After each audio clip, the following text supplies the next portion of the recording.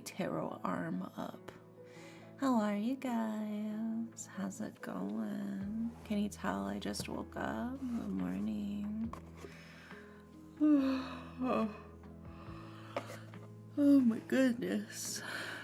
Hi, Jacob on YouTube. Let's see, who took my first today? First was taken by Jeremy. Oh my god, Jeremy, you're on a streak. Let's go. I'm very, very happy that you could be my first today. Daily Pillows, we've got Jeremy, we've got Brad, got Thesaurus, Berserk, Vren, also Berserk, thank you for the 31 months. Thank you, thank you. We've got Daily Pillow from Vortexiality, Moon the Raccoon, Rat Mari, Alex, Darren, and Sequar. Welcome in, welcome in. You're blue now. Oh my god, you are blue. You're blue. Da-ba-dee, da-ba-da, da-ba-dee, da-ba-da, da-ba-dee, da-ba-da. Oh, dude, I'm so tired. I'm so sleepy. It's your birthday. Now you can basically have a break. Oh, happy birthday. Oh my gosh. Happy birthday to you. Happy birthday to you. Happy birthday, dear Alex17352. Happy birthday to you.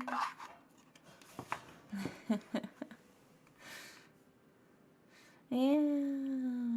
Alright, let's see who we got in the queue so far. Also, hi, Nordy. Welcome in. Oh my god. Nordy flexing that 20 stream streak. Let's go. It's always fun. Yeah, it's always fun hanging out with y'all, too. I know I've missed quite a few Tarot Thursdays. It's kind of just been one thing after another. Dude, like I keep saying, February's fucking sucked, dude. I'm ready for February to be over. I'm so done with it, man. Let's just skip to the next month already. Alright, let's see who we got in the queue. So number one, first up is Gothosaurus with the love reading. We've got Alex with the relationship reading. And Berserk with a travel reading. Yeah. Nice, nice, nice. So we'll go ahead and we'll start with Gothosaurus. Looking for love, looking for love.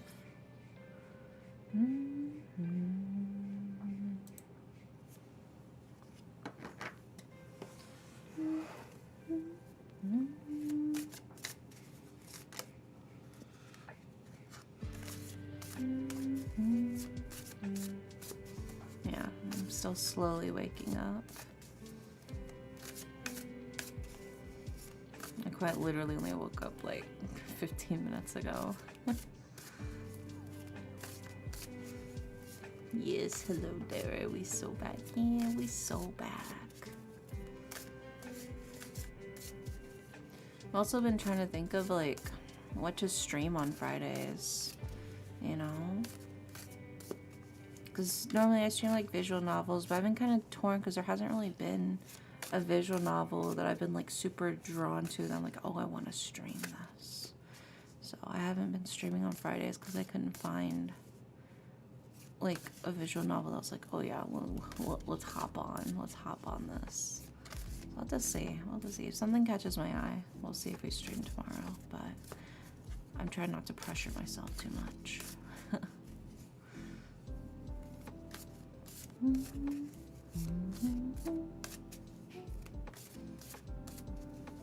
Oh my gosh, 20 stream streak for Darren too. Look at you.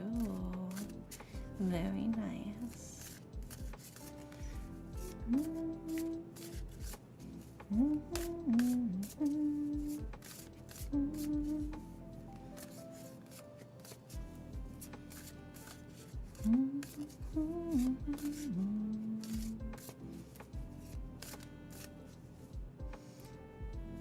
Doesn't matter what you stream on Fridays, we just like spending time with you. Oh, so sweet. Yeah, but I still like having something that I can, you know, put up while we're hanging out, you know. And usually it's like visual novels. Could I ask a question? We're currently working through a queue right now through Twitch chat right now, Soul Child. But welcome in, welcome in. You're welcome to ask and then I can fit you in the queue, but we do have a couple people ahead of you. As some personal art projects I'd love to post and share, but I'm not sure if I should post them on my main TikTok/YouTube Shorts account, which is mostly tarot content, or if I should make a separate account to post them. I know technically speaking, it's better to keep different things separate for like algorithm purposes, like for better discoverability. It's better to just consistently do just like one specific thing. But I don't do that. I'm too lazy to make like fucking 6 separate accounts for all the different shit I do. So my YouTube account's like a very mismatch mix of ASMR and art streams and visual novels and tarot card readings and dumb clips and song covers. It's just a whole bunch of random shit. Yeah, we can add you. So let's see. We're doing Gothosaurus right now. After Gothosaurus is Alex. And then after Alex is Berserk. And then after Berserk is Moon. And then after Moon is Soul. I don't know if any of my mods are in chat right now, but if you could write that down, that'd be super, super cool of you. Otherwise, I'll write it down in a sec.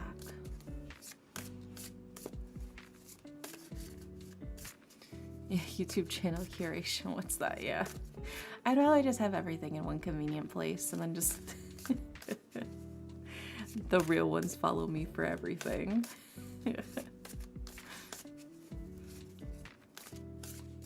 And we're gonna thank you, Brad. I appreciate it. Yeah, the new Harper emote's so cute. Also, hi, Cosmale. Cosmale? Cosmale. Welcome in.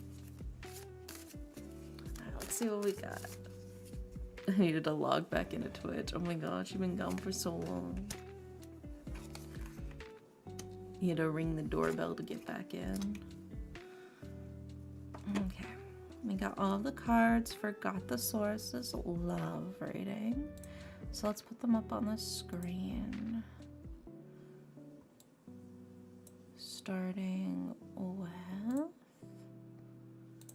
Oh my gosh, the log roll. Thank you for the raid.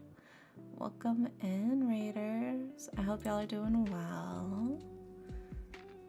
We're currently doing some tarot right now. What were y'all up to?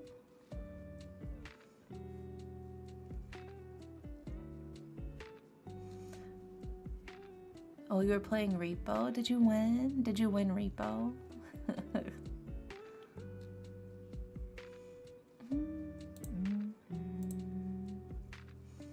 Yeah, I hope you had a good time. We are all winners. Yeah, inside of our hearts, we are all winners.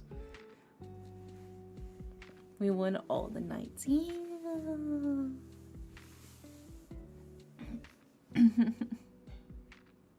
Alright, next card is... But welcome in. If you guys need to raid and run, I totally understand. But if you want to chillax and lurk, no worries.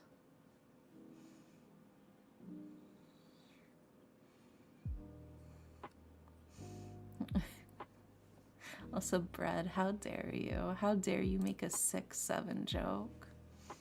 I should revoke your mod status. I won't though, because I'm gracious, but you're on thin fucking ice. And then the last one is... There we go. There's 6. It's either 6 or 7, not 6, 7. There's not 67 requests. Let's see, just mean overall, because I forgot to clear out the queue in a while. Alright, well, we've got all of the cards for Gothosaurus for your love reading. In order of left to right, we have the Page of Swords, we have the Reverse King of Swords, and we have the Reverse Emperor. So very interesting vibes here right off the start. Especially with the fact you have both the Reverse King of Swords and the Reverse Emperor card. They're both kind of playing a role here. But let's start first with the Page of Swords, right?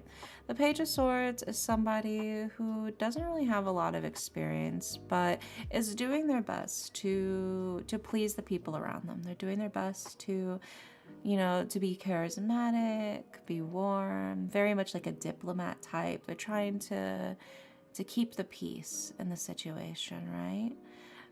And yet, despite this peacekeeper, this sort of like charming, charismatic person sort of in this mix, we followed up with the Reverse King of Swords, which is somebody who is very much like ruthless, dispassionate, very much like somebody you don't really want to fuck with, right? They've got a very sharp tongue. They usually keep people at a distance, you know, holding their sword up to keep people at a distance. Maybe comes across a bit cold, right? And then following that up too with the Reverse Emperor card, it is the sense of like tyranny, somebody who's very stubborn, who refuses to yield to others, right? So there's this feeling of like inflexibility or maybe ego getting in the way. So it feels like there's two very polar opposites in this relationship and this feeling. There's somebody who feels like they are kind of bending over backwards to make things work. Somebody who is probably giving up a lot of things and trying their hardest to compromise. And then there's the other person who's not doing that at all. They're like, no, it's my way or the fucking highway. Like, we're doing it this way or we're not doing it at all, right? So I think it's a very unbalanced. Personally, this reads as very unbalanced. This feels like somebody is making a lot of sacrifices here that maybe is not being fully recognized or reciprocated. It feels like they're the one to very much like quickly step down and cave in whenever the going gets tough, because, you know, they're like, I don't want to fight. I don't want to fight. Let's just find a way to make this work. It's fine. I won't do that. We'll find something else that'll work out for you, right? Meanwhile, the other person is not giving that same benefit of the doubt to the other partner. It's very strict, it's very domineering, it's very inflexible. So while I'm not sure which one of these two you would be in this relationship, I do think that it is important to look at your relationship and see, are you like, which type do you feel like you maybe fit more into? Me hating okay, so you're probably the one to quickly cave in and give in to the other's demands, and then they're not doing the same for you. That's a very unbalanced relationship. It's not gonna last. It's not gonna last. If you don't stand up and make sure that they know that you deserve to have the same level of love and grace that you're giving them, you know? Then otherwise they are going to keep stomping their feet into you like a doormat, all right? I know confrontation can be really, really scary, but you are currently, it seems like you are setting yourself up for a submissive, but not in the sexy way kind of relationship, you know? It feels very much like you are not equals. And in a relationship, you both should be equals, both people should be giving in to compromise. Both people should be willing to let go of some things, you know, in order to make the situation work, in order to make things better for each other, you know. And I just don't see that in this reading, you know. So maybe just like sort of take a lens to the relationship in question and be like, am I like getting the treatment that I deserve? Am I getting the same energy out of the relationship that I'm putting in, right? Is the other person willing to make compromises on my behalf? Is the other person willing to listen to what I want, even if it's not necessarily something that they want, right? I think these are all very important questions, because you can both have your own individual preferences. You can even have preferences that clash sometimes. But I think it is a matter of taking the time to see if the other person's at least trying to meet you where you are, you know? But there you go. I hope that helps, Got Thesaurus. Fingers crossed. I hope you're doing well. Okay, next up is... Next up is Alex, who wants a relationship reading. You are here, right, Alex? Oh my god, I could smell the mushrooms my roommate's cooking in the kitchen. Hi, Alex. So hi, Kazi. Welcome in. Okay, perfect.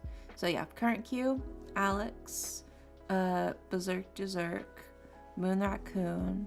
Oh, can you add in Soul Child on YouTube, by the way, Brad? Into the list, right after Moon the Raccoon, and then it's Laura Nettles. How's you? I'm good. Yeah, we're doing Tarot Thursday. Yeah, I just want to make sure that they're in the queue. Thank you. This is such a cool stream concept. Yeah, we would usually do this every Thursday, but the past several Thursdays of February have just been a mess, so I haven't had the chance to do them like much this month.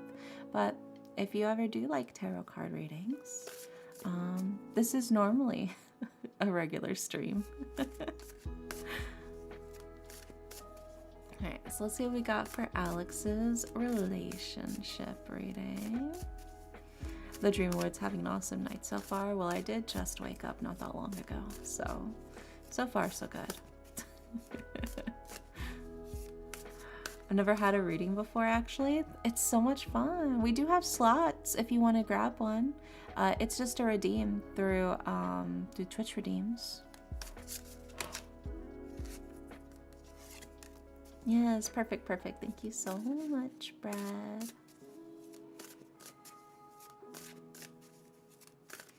Thank you. Look at you multitasking like that. Oh my goodness. What an amazing mod.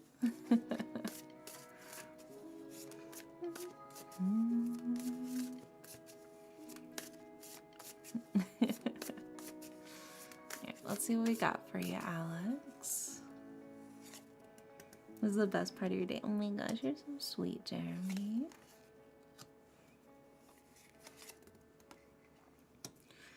Whew. All right, Alex. This is a reading. Damn, buddy. You good? Are you good, Alex? Are you okay? How are you feeling, buddy? Well, let's put these up on the screen.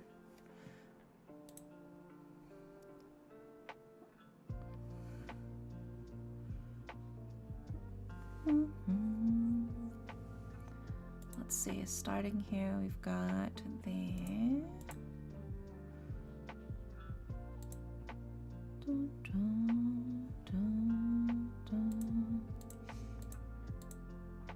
Alrighty, so that's the first card, and then the second card is...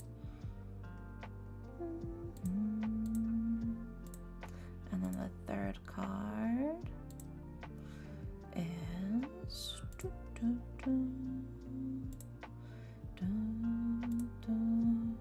Alrighty. Yeah, perfect. Now you're in the queue, log girl. Okay, so Alex, for your relationship reading, in order of left to right, we have the Seven of Wands, we have the Nine of Swords, and we have the Ten of Swords. Also, Xenox and Ice Cane, thank you for the follows. Welcome in, welcome in. I hope y'all are doing well. So, right off the bat, you have both the Nine of Swords and the Ten of Swords, which is why I'm like, are you good, buddy? Are you okay? These are pretty rough cards. But let's start with the Seven of Wands, right?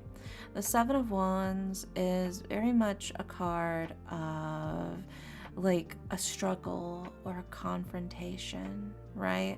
Something is kind of brewing beneath the surface, and it's rough, buddy. There's certainly some shit going down right now, I would say. And it feels like maybe it's kind of feeling a bit overwhelming, or maybe it feels a bit scary because you're like, oh fuck, what am I gonna do? Oh god, right? But the Seven of Wands is a little bit of a reassurance that despite the fact that something is kind of happening, the Seven of Wands also tells you you have the ability to make it through this, right? You're gonna make it through this in one piece.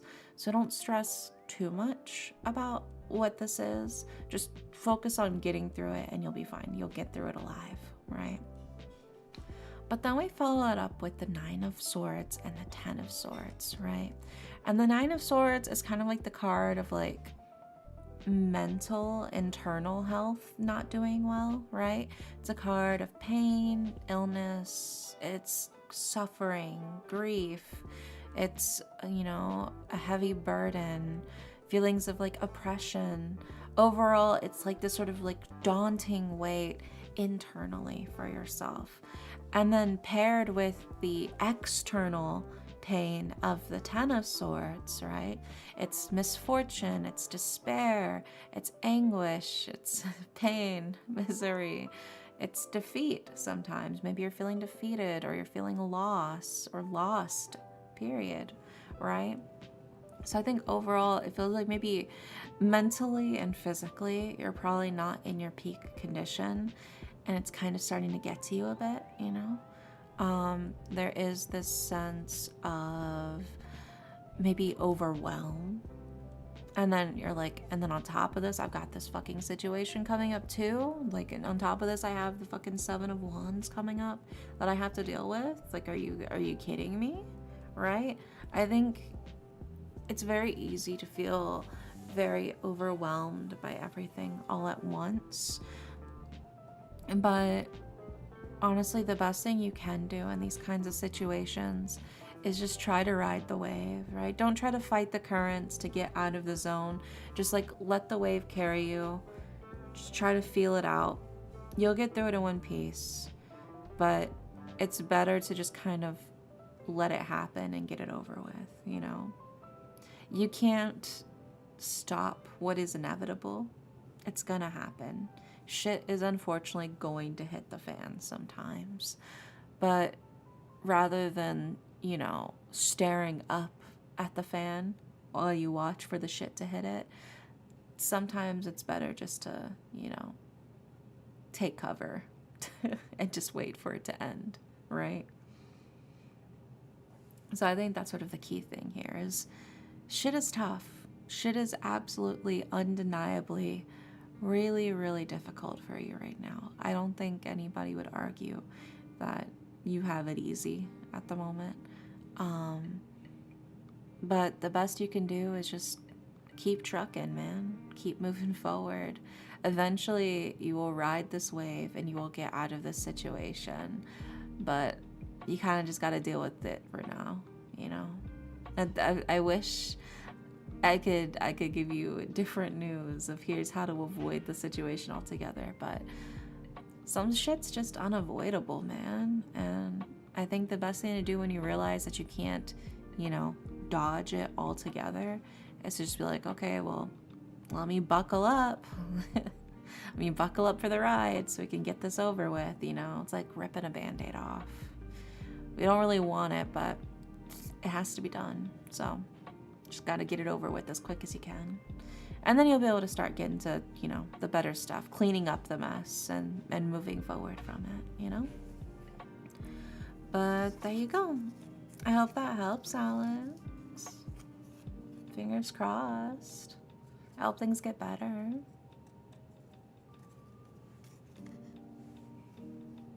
And then next up, we've got Berserk. And Berserk wants a reading for travel. Oh my god, you going somewhere, Berserk? Where you headed? You going on a lovely little vacation?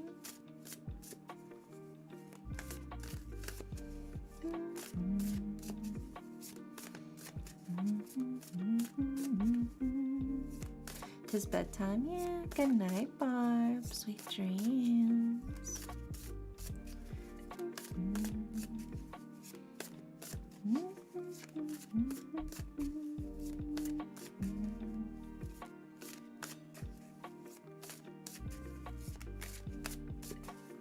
Alright, let's see what we got for you. Yeah, I'm going to a concert. I'm going elsewhere with family. I'm just trying to fight my way out of my paper bag of life I've constructed. Very exciting. Oh my gosh. I've never been to a concert before, but they look like so much fun. Make sure you wear ear protection. I've heard that you gotta wear like those earplugs so you don't damage your ears, because concerts can be really, really loud. So make sure you wear proper ear protection. It is very loud. Ew.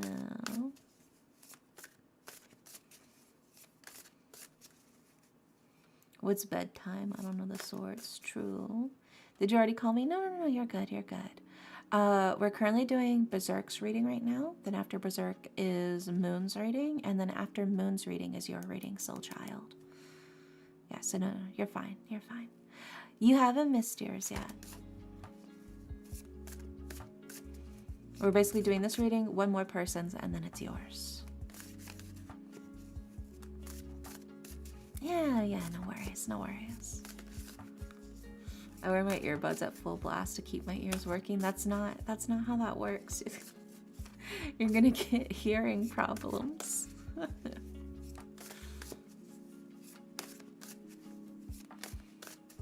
So thank you, Brad.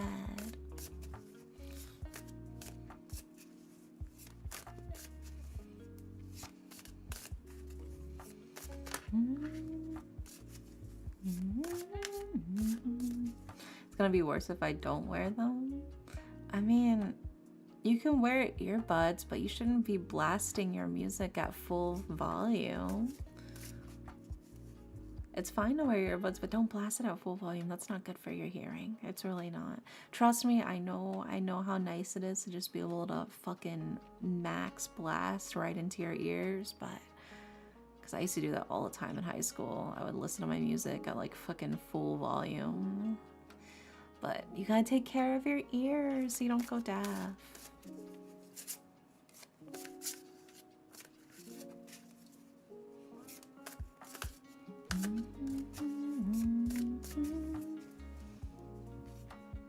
Let's see what we got for Berserk's travel reading.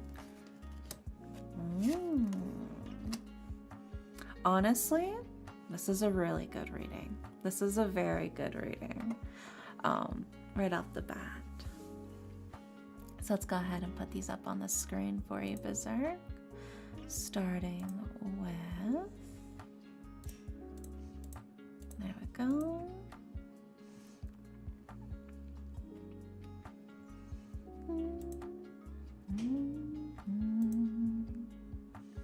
Yeah, people happy. Very happy. And then the last card is... Boop. There we go.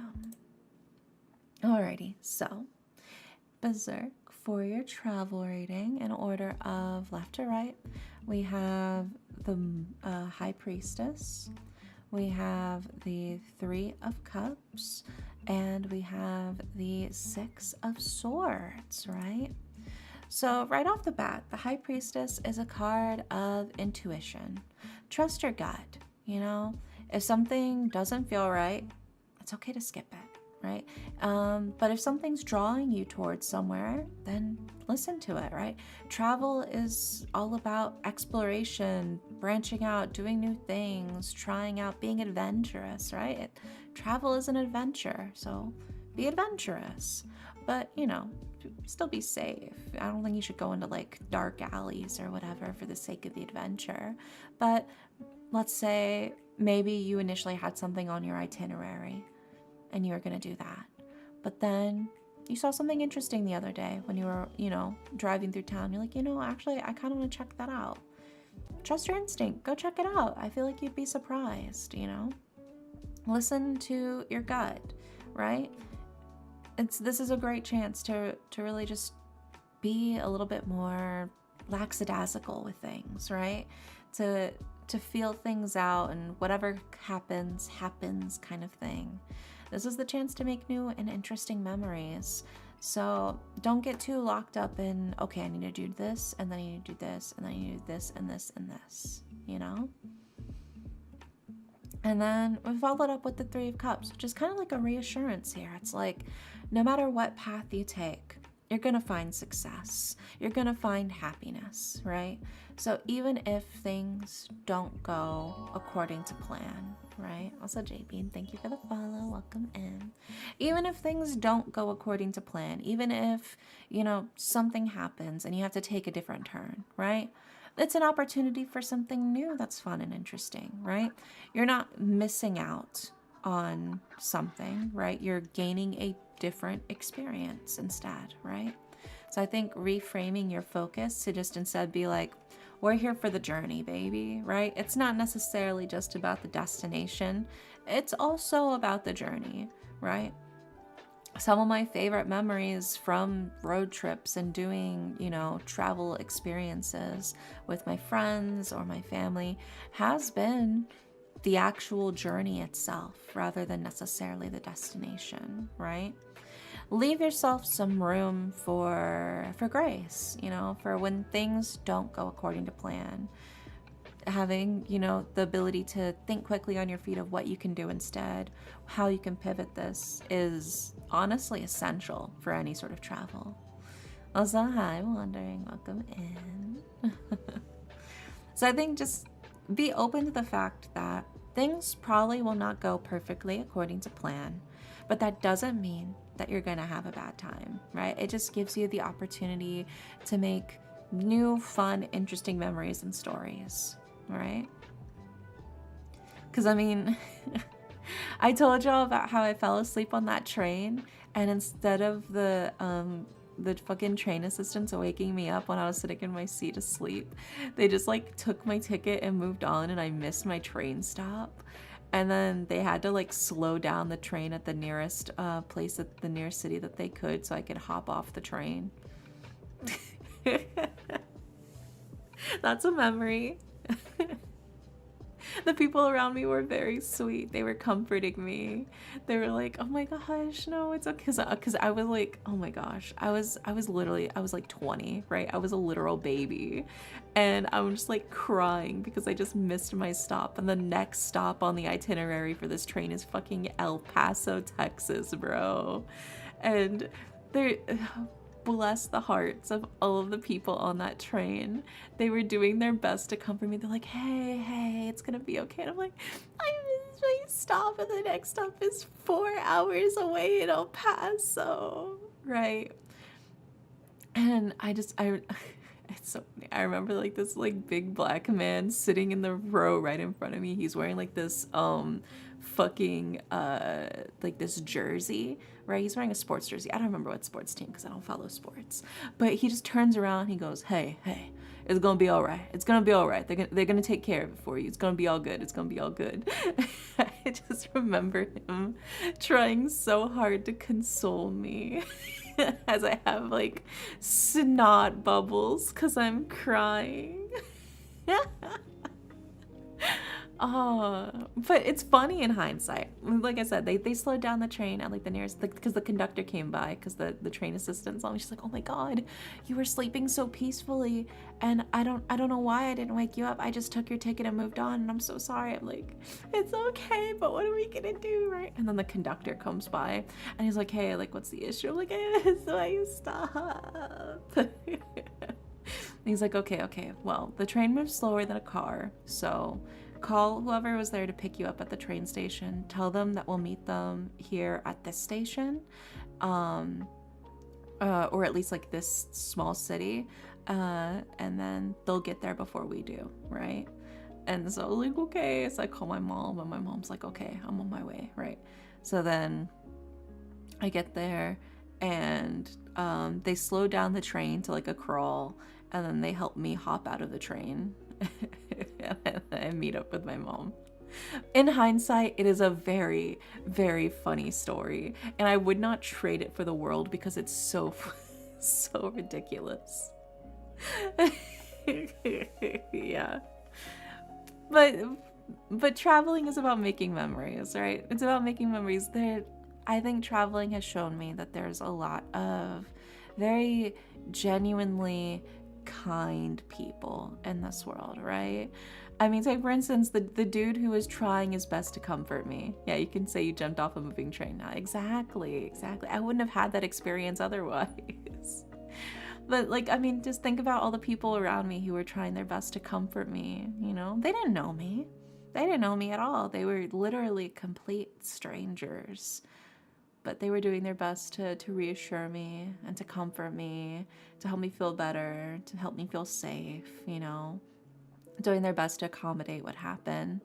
And so because of that, I have a really fun and silly story, you know, and I get to tell it to people, and that's an experience I get to have. So regardless of how things may go on your journey, you just have to be open to the possibility of good things and good people coming your way, right?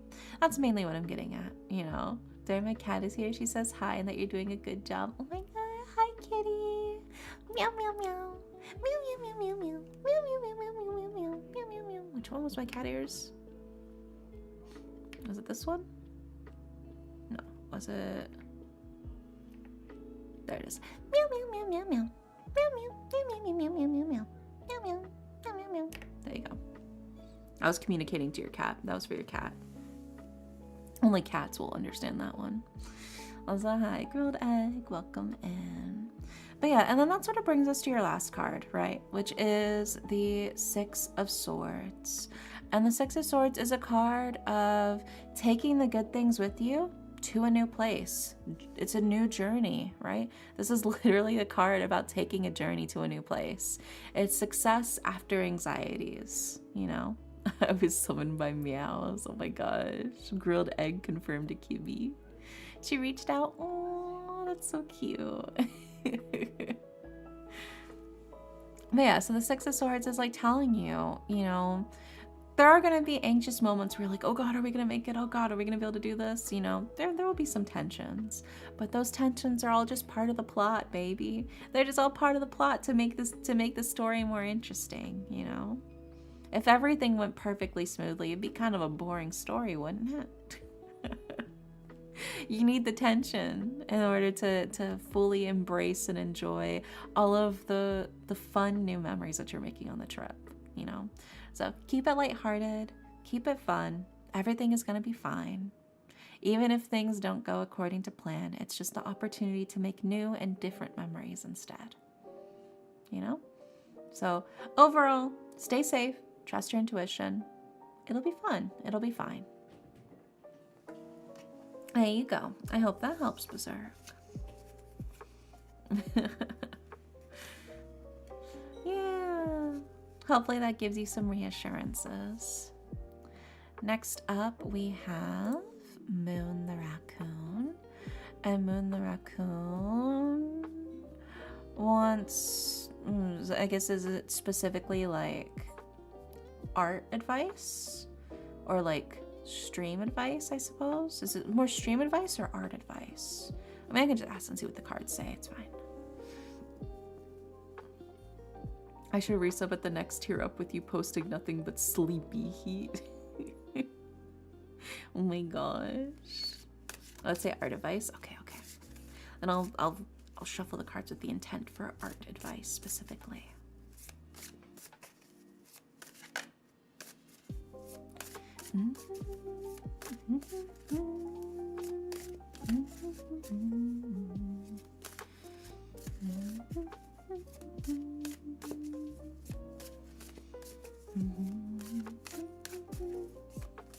Sleepy heat. I know, right? It sounds kind of sussy.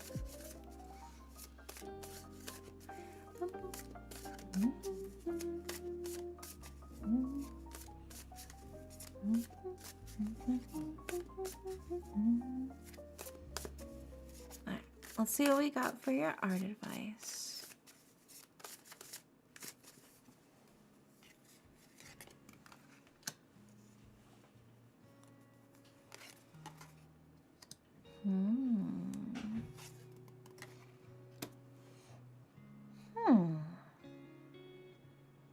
Okay. Interesting. Interesting spread. Okay. Well, first things first, let's put these up on the screen for you. Starting with...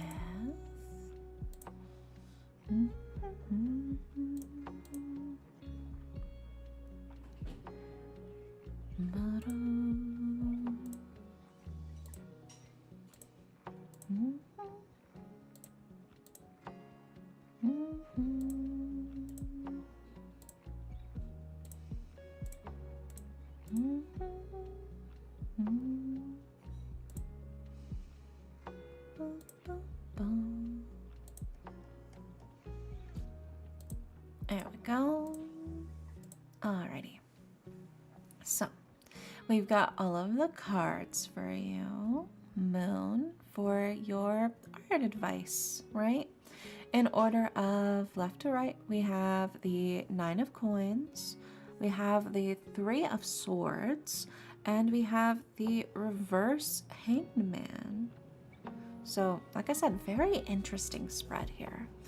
But let's start with the 9 of Coins, right? The 9 of Coins is a card of doing things for yourself, doing the things that interest you, doing the things that give you the greatest amount of satisfaction and joy.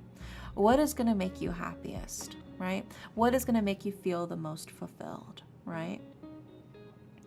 But on the flip side of it, right, we have the 3 of Swords, which is a card of heartbreak.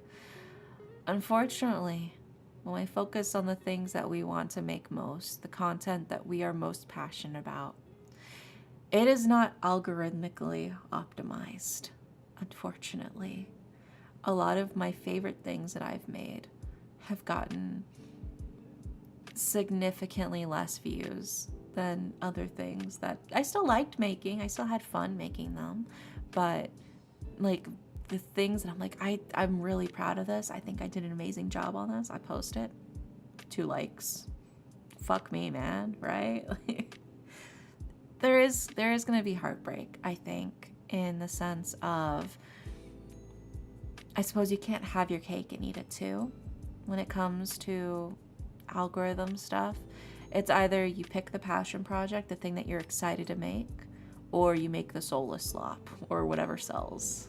I won't say soulless slop, that's mean. You either make what sells or you make what you love. Unfortunately, there's not too much overlap in them unless you're very, very, very, very lucky. But I think that's sort of something that you have to sort of internally decide for yourself what's worth it, right? And that's kind of where the reverse hangman comes in, right?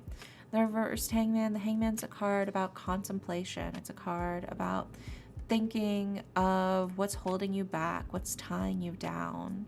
But it's also a card of, you know, letting go of what is weighing you down, untying yourself, freeing yourself.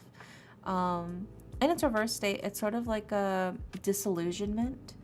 Somebody who maybe feels a little bit shocked, maybe feels a little bit like taking things at face value rather than looking deeply inside at what the actual truth is. And to me, I'm kind of interpreting this as like you're pouring your heart and soul into your art, and then you post it, and then it doesn't get any interactions. It doesn't, nobody fucking sees it. And instead of taking that as, this was not algorithmically optimized, you take it as, my work is horrible and everybody hates me. Which I'm guilty of. I'm guilty a lot too. I do that a lot myself. So I'm also talking to myself when I say that. It's not your fault.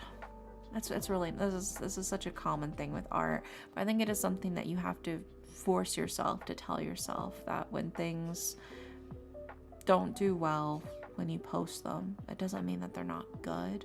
It just means that the algorithm probably just didn't know how to best show it to people, right? But it's not a reflection of you as an artist, right? So don't let the heartbreak stop you from creating what you love, from what you're most passionate about, right? Don't take it all as face value of, this just means I'm a horrible artist. This just means I'm a bad artist, right? I feel like it just takes an exceptionally long time to find your audience, right?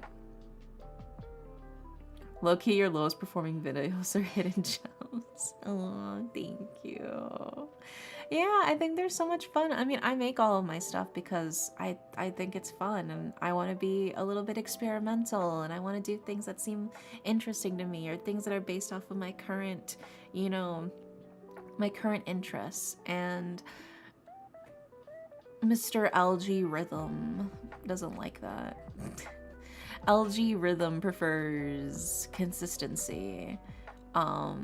They prefer things that are all following a clear-cut pattern.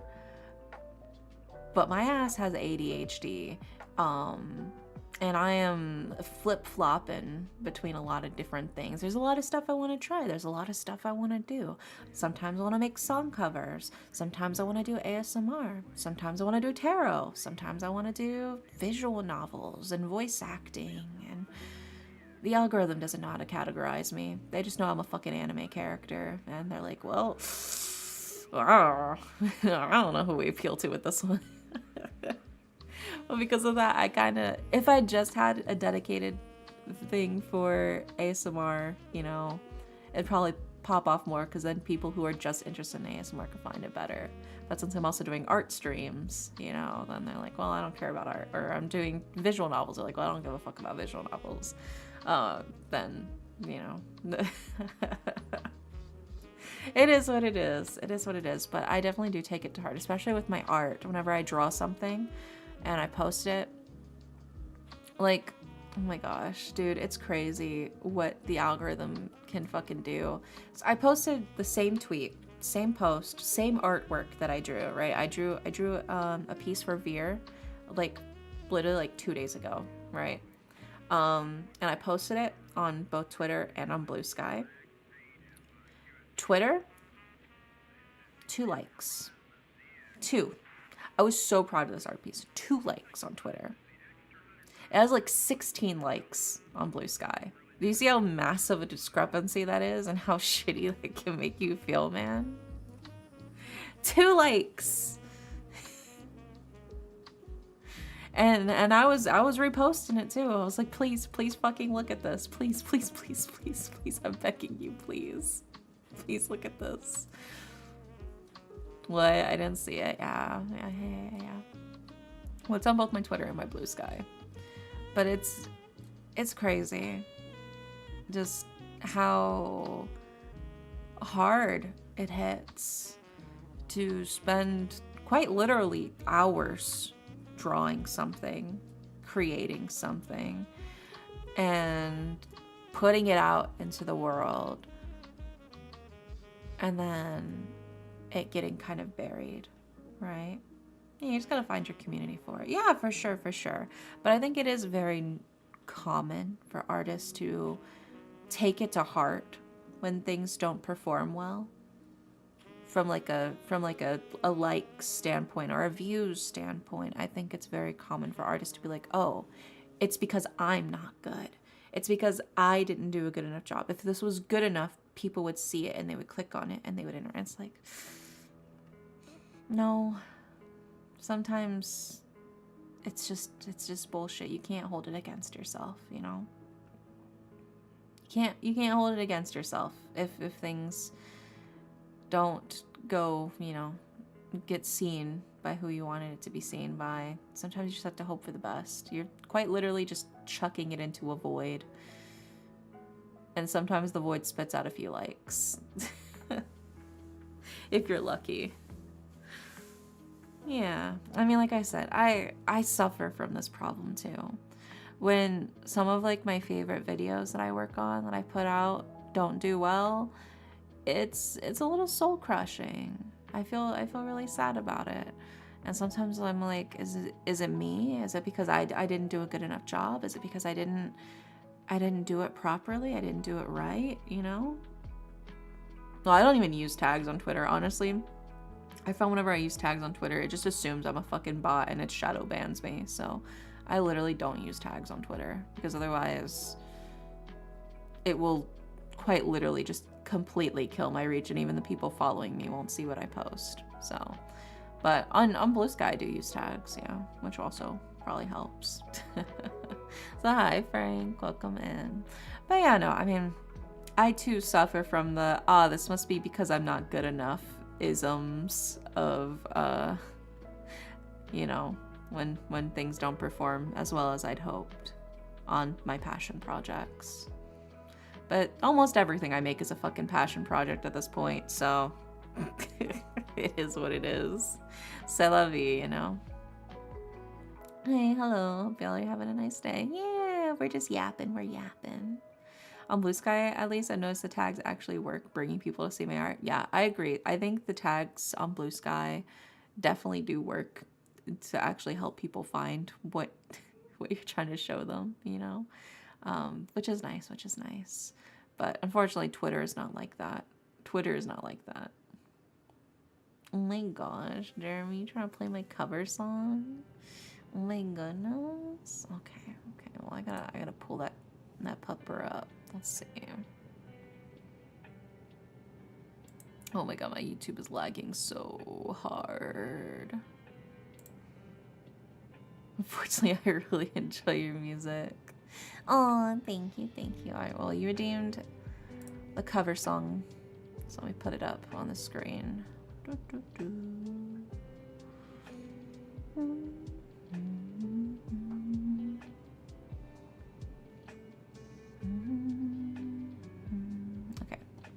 And then let me pause the music. There we go. Did I already do Moon the Raccoon? We just finished Moon the Raccoon. I gotta play the cover song because they just redeemed for me to play the cover song. And then after we finish the cover song, then we will do your reading, Soul Child. So if you want to tell me what you'd like the reading on, then as soon as the cover song's over, I will start shuffling the cards for you. But I have to do this redeem for chat real quick. Let's see here. Where is it?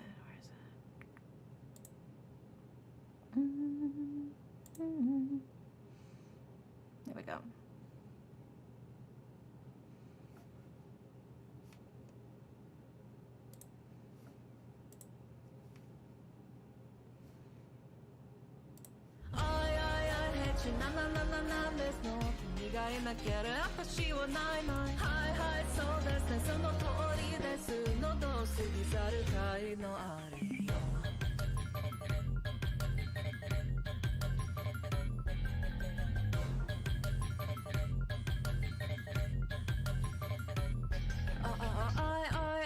中777ですの君は軽薄くたべらだらけ私一個じゃいられないそれは常にひしひしあなたは Why don't you の点でダメですの意味があるなら言葉にせずに正しい態度に示さなきゃ粒がつくと終わらないままになる Top secret 出さないように So I hate you 777ですの君がいなければ私はないないはいはいそうですねその通りです喉を過ぎればそれは真実あるべき場所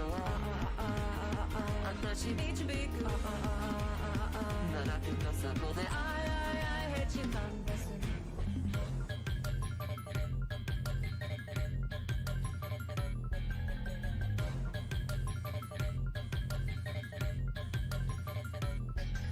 I hate you なんですのやはり軽薄好奇の私怖いパサコケ引きずるの君が微妙に今ごど高めなのトップシークレットはい耳地衝動が喉を焼かさせるシークレット今な出てこないでI hate you なんですの君がいるから私聞きたいはいそうですねその通りです曲を越えて落ちたこの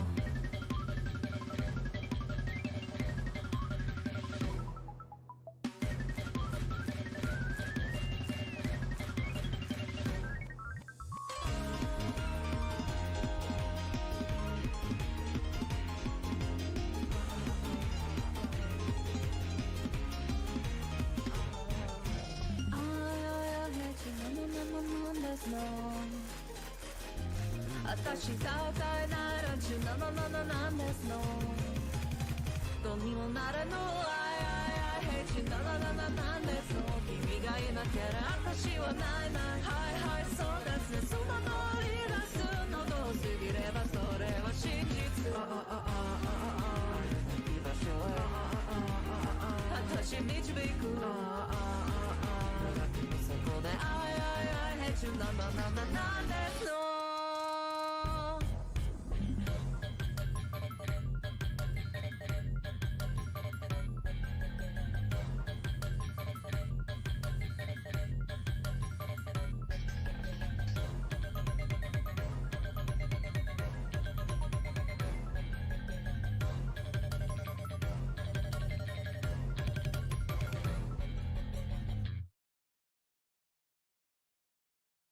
Teehee. There we go. There's your cover song played. Let's put back on my normal lo-fi. There we go. Alrighty, so let's see. And then Soul Child said, for your reading, can you give me advice on the situation with Joshua? Our date, he was really about me, and now he's been a bit distant. Oh, I see. Yeah, let's see what we got for you. You're very look at you showering me with praise. Oh my goodness. Can you believe that cover song is like, oh my gosh. It's like over a year old now. That's crazy. Also, welcome back from the ad break, everybody. Let's see what we got for you, Soul Child, for your reading. No, you're fine. That was great singing. I have other cover songs if you would like to hear them. They are on my YouTube. I have a playlist of my songs, including my own original song as well, which is also available on Spotify. So if you guys want to listen to my original song as well, that'd be really cool.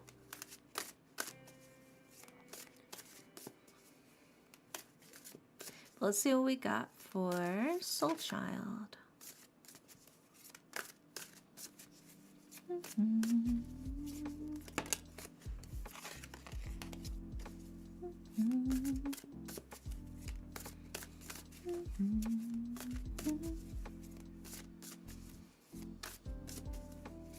Also, thank you for the lurk, Moon. I appreciate it.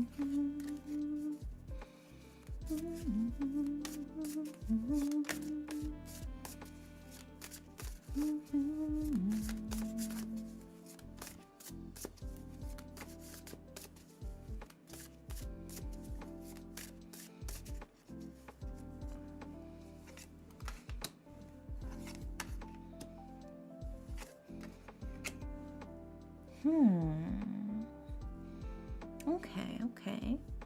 Band, you can't ban me. This is my house. Hi, Ham. Welcome in.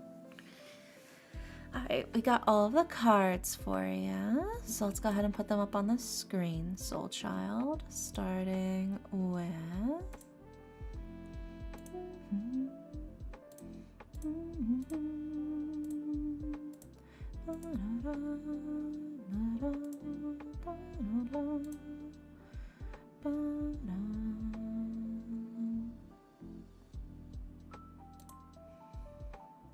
Let's make a bet with the house on the line. Oh my gosh. A house in this economy?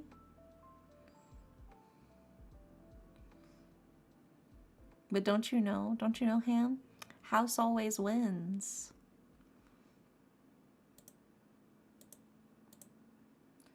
And then the final card is, there we go. Stick shed, yeah. A mud hut, if you will. All right, well, we've got all of the cards for you, Soul Child, for your reading about this relationship with this person, you know, how things are kind of vibing out, you know.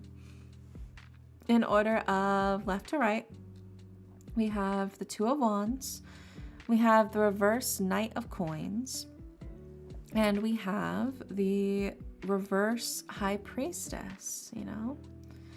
Also, hi, J-Bomb, welcome in. Right? So right off the bat, we have two very opposing cards, right?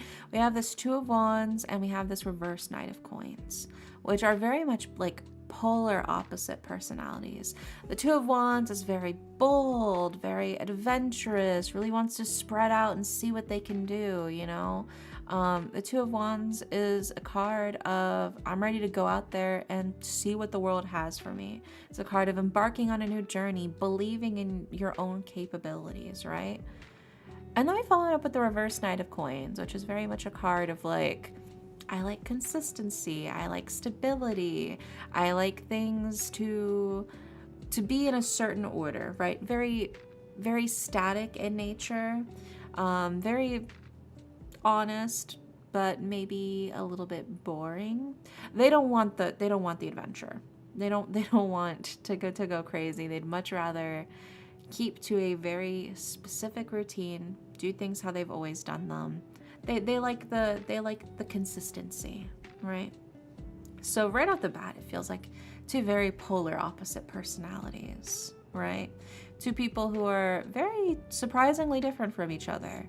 Now, I'm not sure which one you would be versus which one he would be, but it definitely seems like there's just kind of like a mismatch in vibes, you know?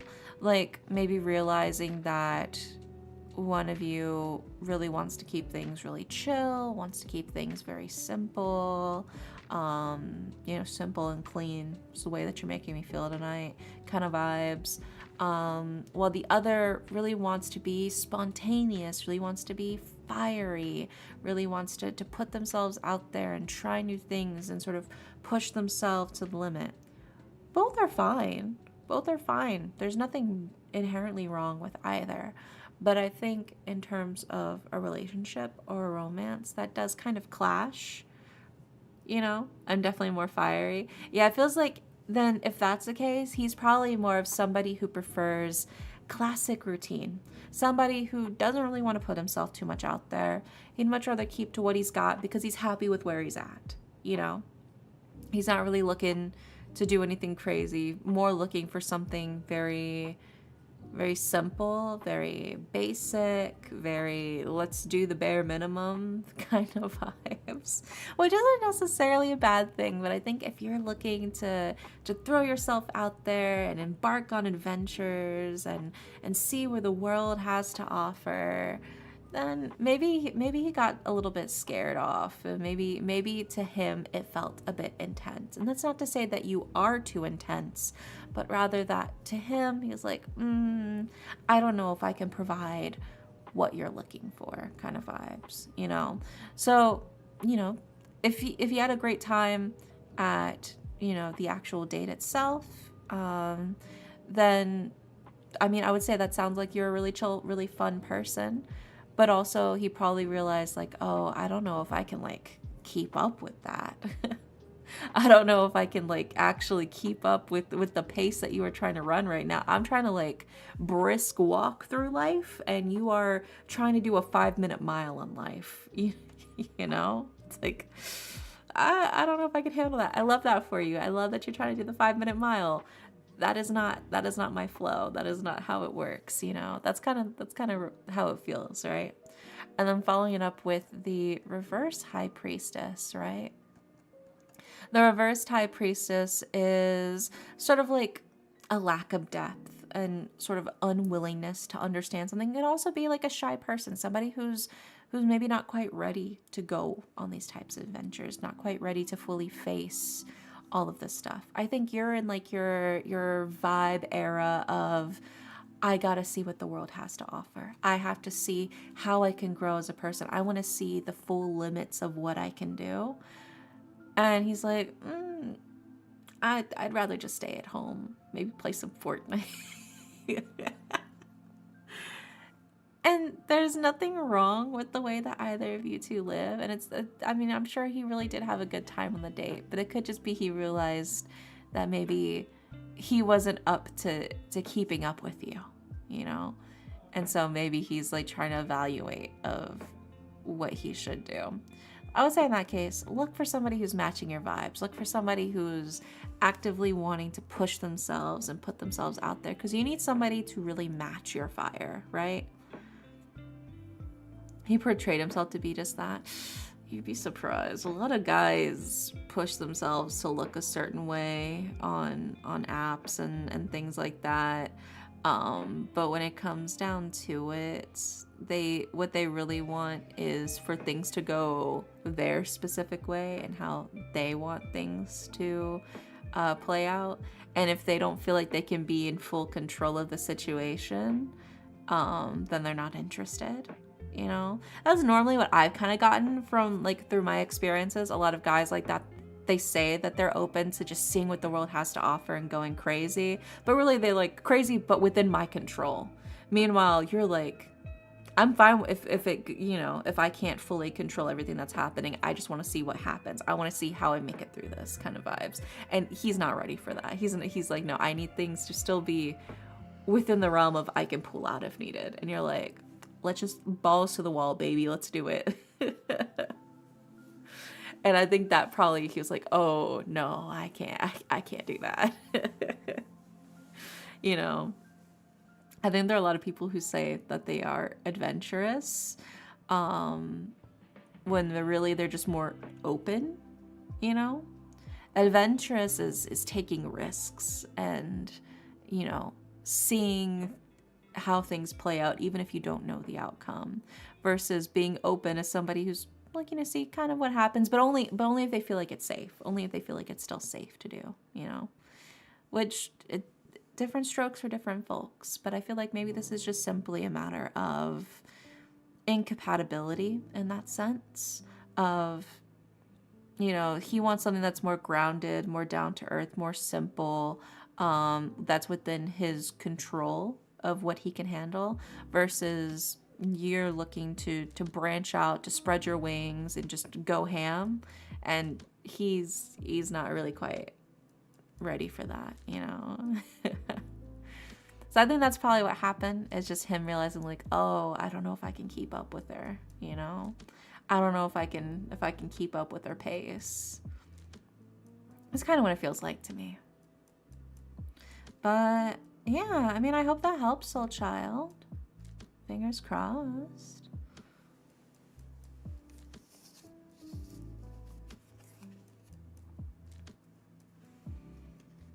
You just gotta find somebody as bold and fiery as you. I believe in you. Yeah. Let's see. Next up is Laura Nettles. Is Laura still here?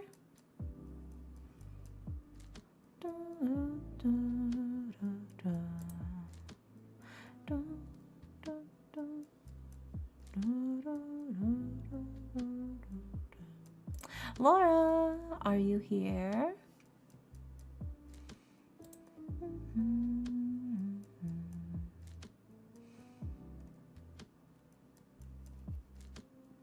It's fine. It gives me a chance to drink some water while we wait for a response.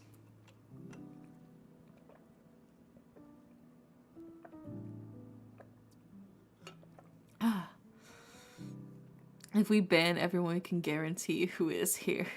That'd be nobody. Nobody would be here if we ban everybody, Ham. That's not how it works. I love the song. The lo-fi song? I can look and see what it was called. Let me see. The one that just finished playing was Holding Hands on an Autumn Stroll by Dylan Boot, spelled Boote. So,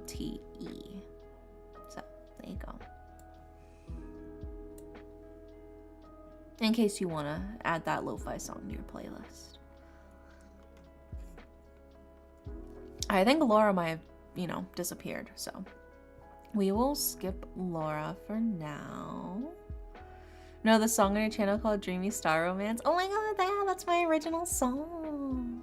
Can you believe it's been almost a year since Dreamy Star Romance came out? Oh my gosh. I helped make it. I wrote the lyrics and then I did all the art for it. And then, yeah, I'm so proud of it. It's also on Spotify and Apple Music if you wanna listen to it on the go outside of YouTube. Teehee. Pokes fingers. Alright, so yeah, we'll skip Laura for now. I don't think Laura's here. Next up on the queue is Lalagrol. Lalagrol, are you still here? It needs more views. It's so good. I'm bumping this during a mission. Hell divers, hell yeah. Hi, buddy. Welcome in. Well, I'm glad you like the song, Sonics. Alright, is the log girl still here?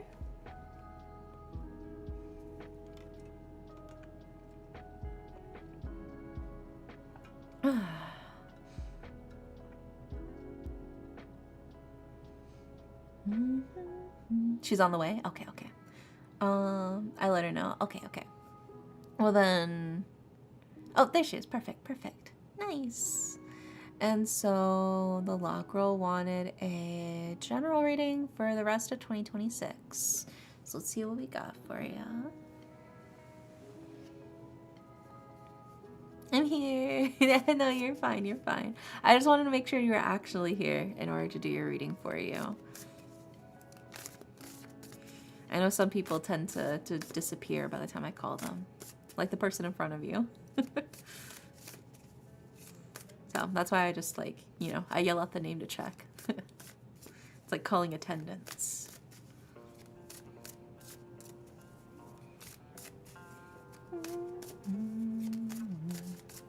Well, let's see what we got for you for your general 2026 rating. So hi, Magikarp. Welcome in. With splashing, not too much. It's been years. It has not been years. It has not been years. I'm pretty sure I saw you like last month.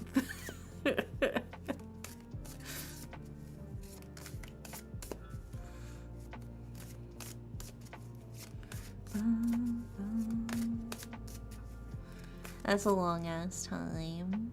Well, it's just because I haven't been streaming as much this month, honestly.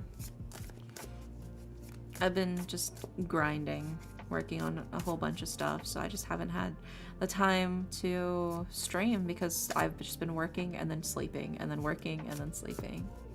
I'm even getting old now. Birthday on Saturday. Your birthday's on Saturday? Oh my gosh.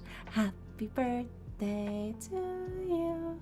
Happy birthday to you. Happy birthday, dear Mexican Magikarp. Happy birthday to you.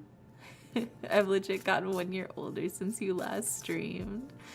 Oh my goodness. Well, you look great for your age. I do hope all things have been treating you well. Honestly, I'm waiting for February to be over and we'll have a fresh, clean slate for for March. I'm sure March will be better. Just February's been a lot, man. January was pretty alright. January's pretty good. February sucked ass, dude. Fuck February. But March will be better. March will be better. I speak it into existence. And Pokemon Day is tomorrow. I hope new game is announced. Oh, yeah. This year just started, man. Yeah. So I'm like, gotta get February over with, dude. It's the shortest month, and yet it's been the most chaotic month of the year for me already. I feel like it, honestly, February is usually like a fucking rough month for me. I don't know why. Something about it. It's crazy.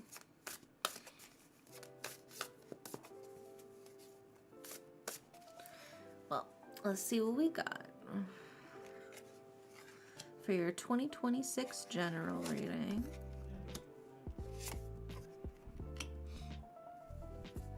Oh, okay.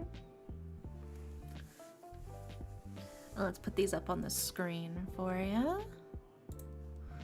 Starting with...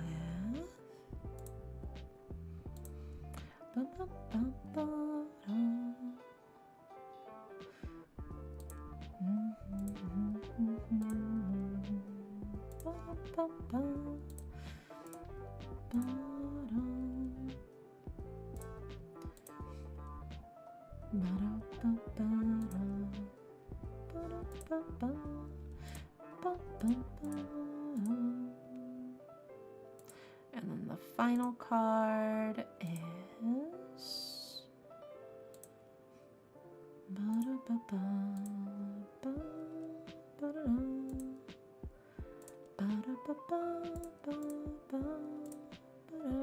there we go. All right. We've got all of the cards for you. In order of left to right, we have the King of Wands, we have the Queen of Cups reversed, and we have the Queen of Swords. So, lots of royalty cards here. Yeah, but let's start with the King of Wands. The King of Wands is a card of taking charge, especially in regards to your passions, the things that quite literally set a fire underneath you, right? That get you motivated, that make you want to move forward, right? So the King of Wands is a card about, you know, taking charge of the things that you're excited to make and letting your passions push you forward, right? That's what the King of Wands is all about. We do follow it up, though, with the reverse Queen of Cups. And while the Queen of Cups is somebody who's very, like, artistic, very dreamy, very romantic, very hi, James, welcome in its reverse, it's somebody who maybe feels like they're not at the level that they should be, right? It's somebody who feels like maybe they're tricking everybody. Like, oh no, I feel like I'm scheming. In this sense, it reads kind of like imposter syndrome, right? It feels like maybe you've got like some major imposter syndrome here, kind of coming up to the surface. You're like, I want to work on these things. I want to do all these things. And then maybe you're doing well and you're being successful. You're like, oh God, I've tricked everybody. I've manipulated everybody. I've gaslit them into thinking I'm actually good at this. Oh God, what am I going to do? That's what the reverse Queen of Cups is. It's like, oh God, I've tricked everybody into think I'm actually good. It's like, maybe you're not actually tricking them. Maybe that's just simply your perception of yourself, right? Maybe that's just what you think. Anyway, imposter syndrome goes crazy hard, right? Also, hi, Leonix. Welcome in. And then we followed up with the Queen of Swords, right? And the Queen of Swords is somebody who maybe seems cold on the outside, maybe seems a little bit hard to approach, but they are a very caring person. It's just I call this the resting bitch face card. It's like you're not trying to look scary. You're really not. It's just kind of how you look. Trust me, I suffer from resting bitch face IRL. So it's like this matter of like imposter syndrome plus like resting bitch face makes you feel like you're very hard to approach people, right? Because other people are scared to approach you because, oh my God, you look so intimidating, you look so scary. But then you're afraid to approach people because you're like, oh God, I've tricked them into thinking I'm some sort of qualified professional, and I'm not. Like I'm deluding them, I'm deceiving them, and it's like it's really not that deep. It's really not that deep, right? But I get it. I understand 100%, 1000% even. But this is somebody who is working hard in pursuit of their goals. Somebody who has a single-minded focus. This is what I want to do, and this is how I'm going to do it. And if I want to get from point A to point B, I don't really care what's in the way. I will cut down whatever's in my way, and I will get there, you know. I got my sword, I'm chopping down all this tall grass around me, right? I'm going in a straight line, right? That's what the Queen of Swords is, right? So I would say in this case, it feels like, while your passions for sure are the thing that drives you, as they should be. I don't think there's anything wrong with that. It does feel like it is sort of like this torn feeling between, oh God, I've tricked everybody. Oh God, I've deceived everyone, versus other people maybe being afraid to approach you because of like intimidation. And in this sense, it feels a little lonely, right? It feels like maybe there is, because you do want to get close, because who doesn't want to get close to people and meet new people and branch out, and you know. But to me, this reads as like, maybe it feels a little bit lonely this year, you know. But in that case, I think the key thing here is to not get too much in your own head about things, especially with that reverse Queen of Cups. Try not, like, it's easier said than done, but try not to convince yourself that you're tricking everyone around you, that you're deceiving them, and that you're an imposter, right? This isn't Among Us. This isn't Among Us, all right? You're not the imposter, I promise. Everybody feels like that. But instead, use your passions, I think, to reach out to people, to put yourself out there, to branch out. And I think you will find that when you initially take those first steps, it will, I think, soften your appearance a bit more, so other people will also be more likely to reach out to you as well when they see that you're trying your best to put your best foot forward to meet new people, you know? This is really hitting home. I could easily let my eyes water here. No, don't cry. Don't cry. It's okay. It's okay. I promise it's okay. Also, hi, Jenny. Welcome in. How are you?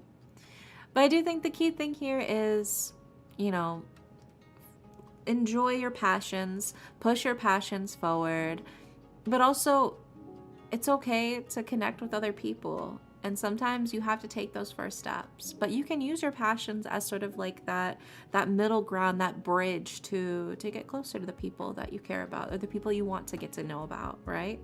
If there's people that you want to see, then what passions do you share? What things can you talk about to sort of bridge that gap between you, you know? And then once you make those first steps, it'll be a lot easier for other people to reciprocate. Be like, oh, okay, they're actually not unapproachable. They just suffer from resting bitch face. They just look scary, but they're not actually scary. But there you go. I hope that helps, Logrel. Oh, I had to push my glasses up. There we go.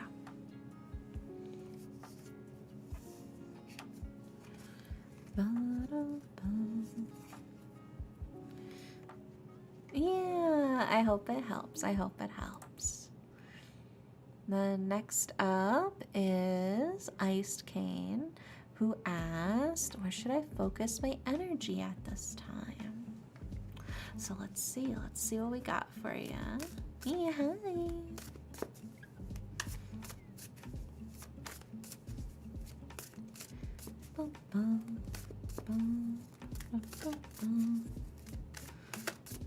Let's see what we got for you.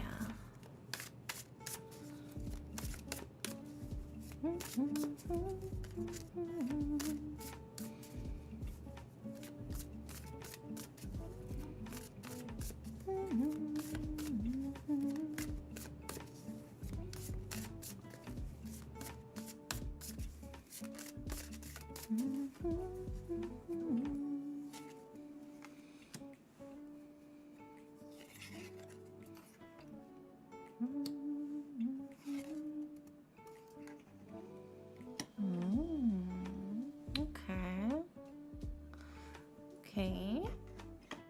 Also, hi, Nucleo. Welcome in. Let's put these up on the screen for you. Starting with...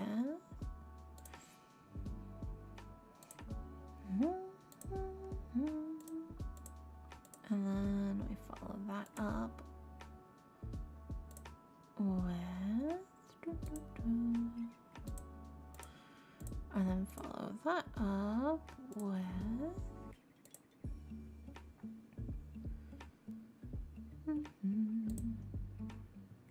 There we go. Alrighty, so we got all the cards for you. So for your reading of where should you focus your energy at this time, in order of left to right, we have the Five of Wands, we have the reverse Lovers, and we have the reverse Seven of Wands. So sort of starting with the Five of Wands is a card of impending competition or battle, right? This is a card of like, now is kind of like the time to strike. Now is the time to do it, right? This is an action card. Fortune favors the bold. So be bold, be brave, and take those first steps, right? That's kind of what that Five of Wands is all about. It's like things are about to go crazy style, so now's your chance to leap at it and to just go for it. You know, go for the jugular, go for the neck. This is your chance to land the killing blow. In a sense, I don't think you should don't kill anybody. Actually, this is a metaphor. And then we follow it up with the Lovers card, right? The reverse Lovers card specifically. And while the Lovers is normally a card of like a mutually beneficial relationship, you know, could be romance, could be family, could be your job, could be just your passion, whatever it is, but you have this relationship with something, right? Which was maybe, I would say, initially symbiotic, right? Something that was both very give and take, two wholes coming together to make something greater than the sums of their parts, right? But in its reverse state, the reverse Lover says, you are going through the motions. There is no love here anymore.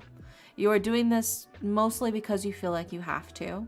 Maybe it's gone from a sense of love and a sense of passion to now more of an obligation. It feels like you are doing this because, well, I've been doing this. I've been doing this for so long. Like, I can't just stop now. That is sunk cost fallacy. All right? You cannot keep wasting your time and energy on this just because you've already wasted time and energy on this. That's not a reasonable reason to keep doing this when you are not interested, when your heart's no longer in it, right? This is a card of, you know, just you're doing it because you gotta. You're doing it for the paycheck, essentially, right? And then following it up with the reverse Seven of Wands, right? And Well, the Seven of Wands is normally like a card of like struggle or conflict brewing, but like the strength to get through it. In its reverse, it's more of like the sense of the inability to recognize what you already possess, what you're already capable of, and what you can already do, is going to lead to failure, right?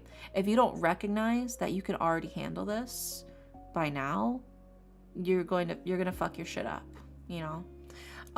The plant here, by the way, in this image is datura, also known as thorn apple.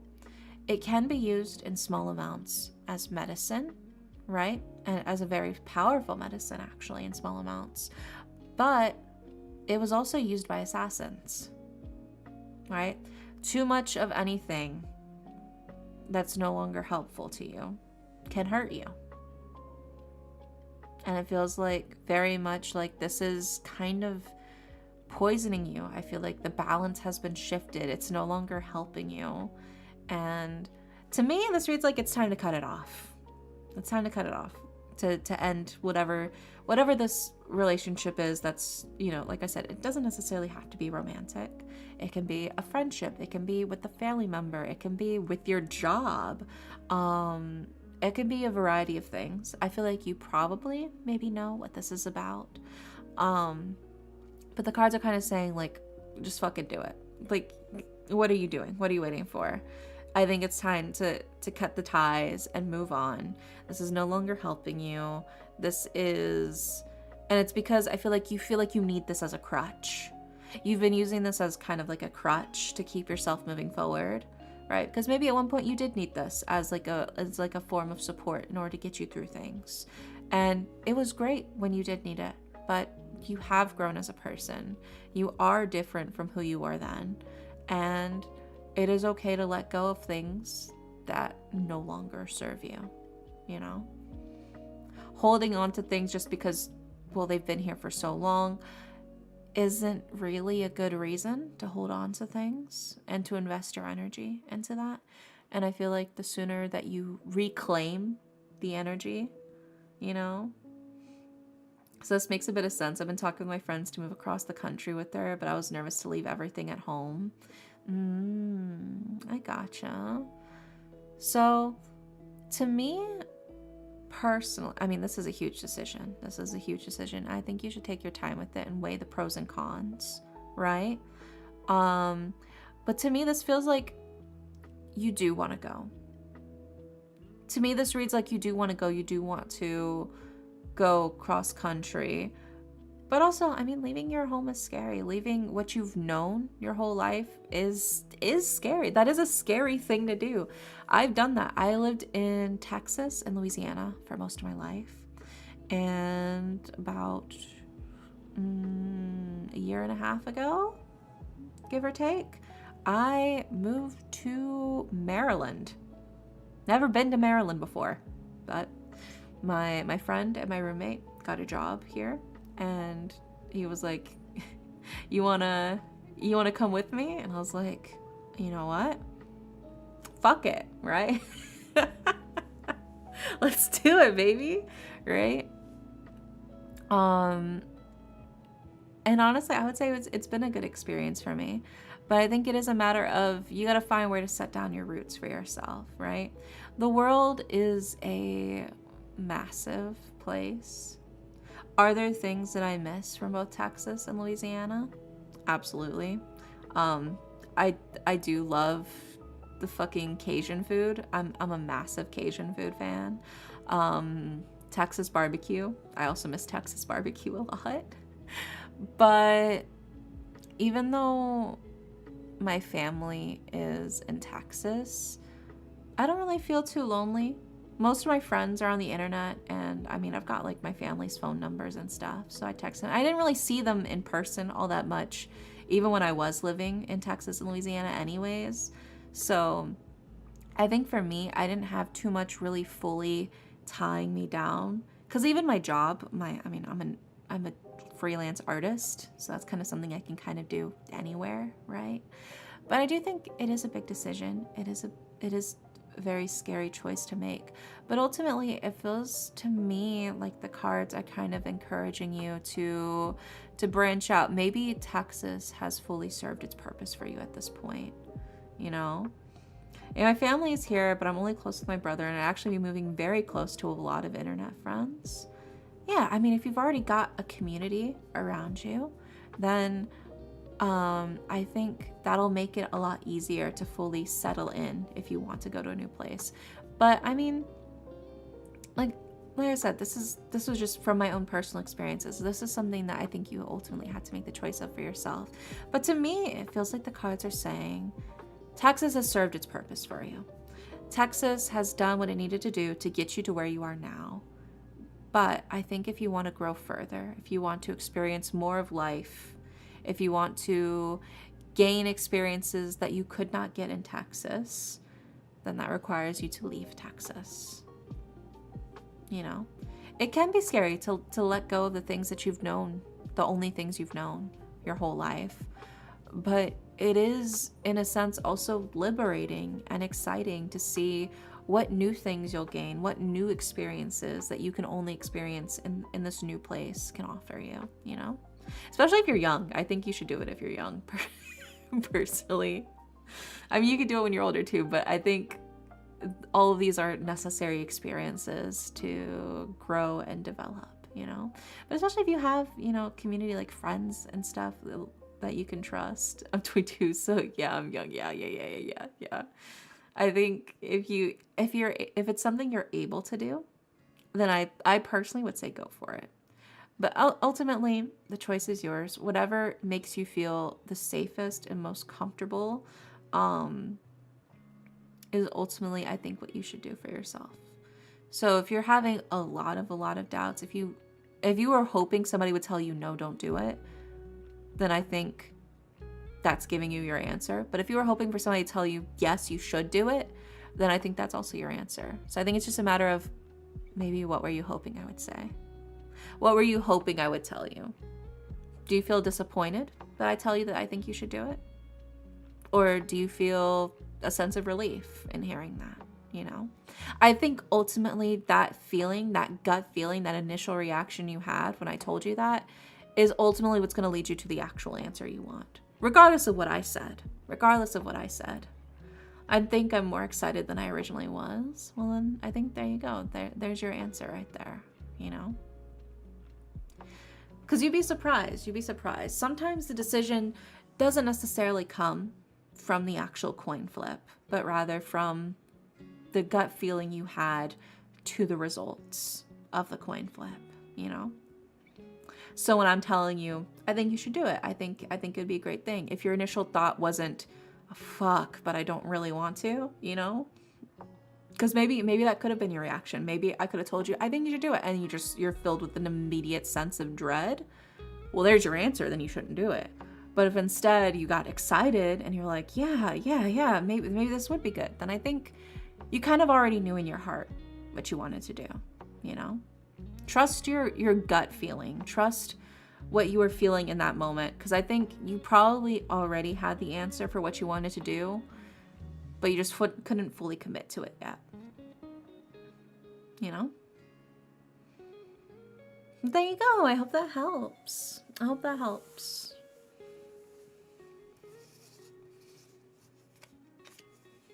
Like I said, it's all about the initial gut feeling. Because I do those decisions too, where if I feel like I'm torn between something and I can't fully decide, I will flip a coin. Like, let's say I'm gonna really simplify this. Let's say I'm torn between I want McDonald's or I want Chinese food, right? I'll get a coin. I'll say, okay, heads, I get McDonald's. Tails, I get Chinese food. I flip the coin. It lands on heads. Technically, I should be getting McDonald's, but I actually based my decision on how I felt when it landed on heads. Was I like, oh, fuck yeah, let's go? Or was it, oh, okay, you know?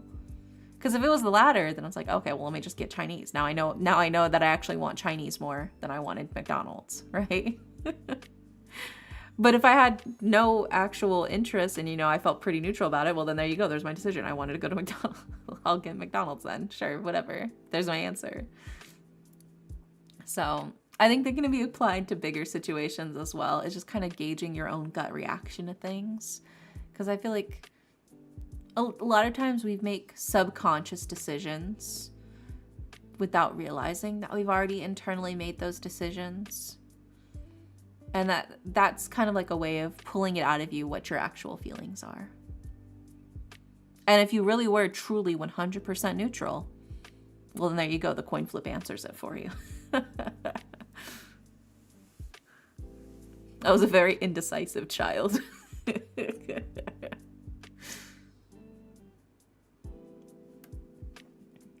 But there you go. I hope that helps, Iced Cane. Fingers crossed. I've started since using that method, adding randomness and then giving myself the right to veto. It's legitimately, it's so helpful. It's so helpful. I do that shit all the fucking time. Because sometimes you feel like there's certain obligations that you have to uphold. So that's why you kind of like force yourself to do things you really, really don't want to. But then you realize you can just not do it. You have the power to just do whatever the fuck you want, you know? And when you realize that, then it helps you make your choices more clearly, you know? All right, next up is Kazi. Kazi, are you here?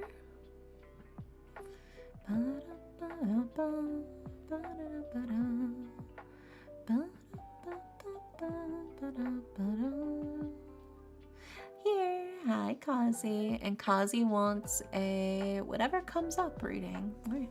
Well, let's see what the cards got to say for you, Kazi.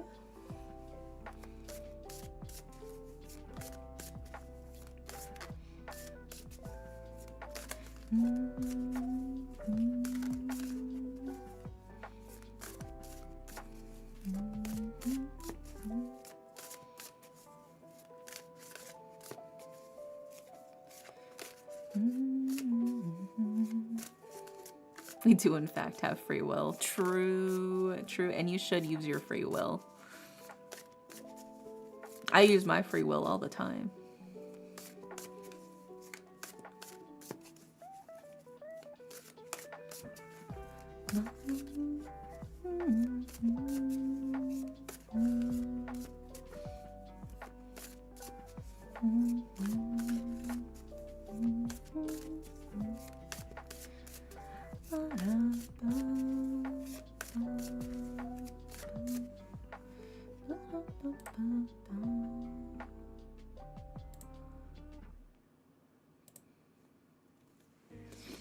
Hi, Mr. Greedy. We're currently doing the queue right now through Twitch. Our queue is at the moment full, but as we go through, we might have some additional slots towards the end of stream. But as of right now, we're currently working through the people who are already in line.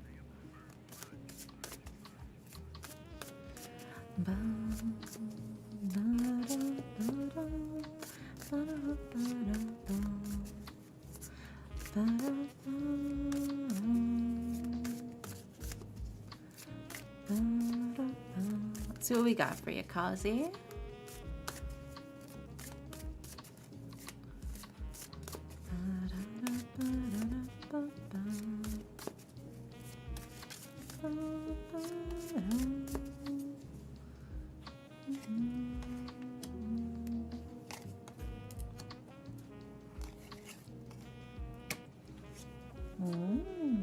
Okay.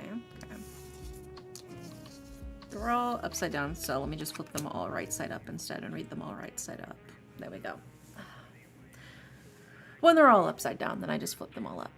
That reading for Ice Cane helped me too. Oh, I'm glad to hear it. Oh, yeah, welcome in, Mr. Greedy. Yeah, currently the queue at the moment is full. But as we go through, sometimes some people disappear towards the end of stream, and then we'll raffle off their reading slots that they claimed to whoever's currently in chat. So if you do want to stick around and see if you can snag one of those slots for yourself, you totally can. But as of right now, the queue is full. let's see. Okay, so we got all the cards for you, Kazi. So let's put them up on the screen. Starting with...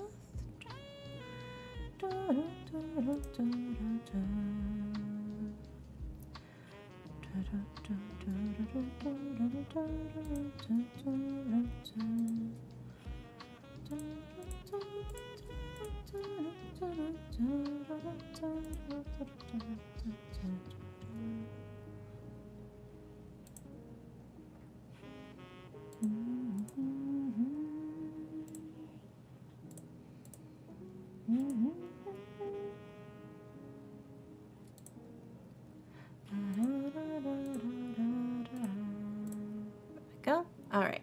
So we've got all of the cards for you, Kazi, for your what the cards feel like you need to hear right now reading, right?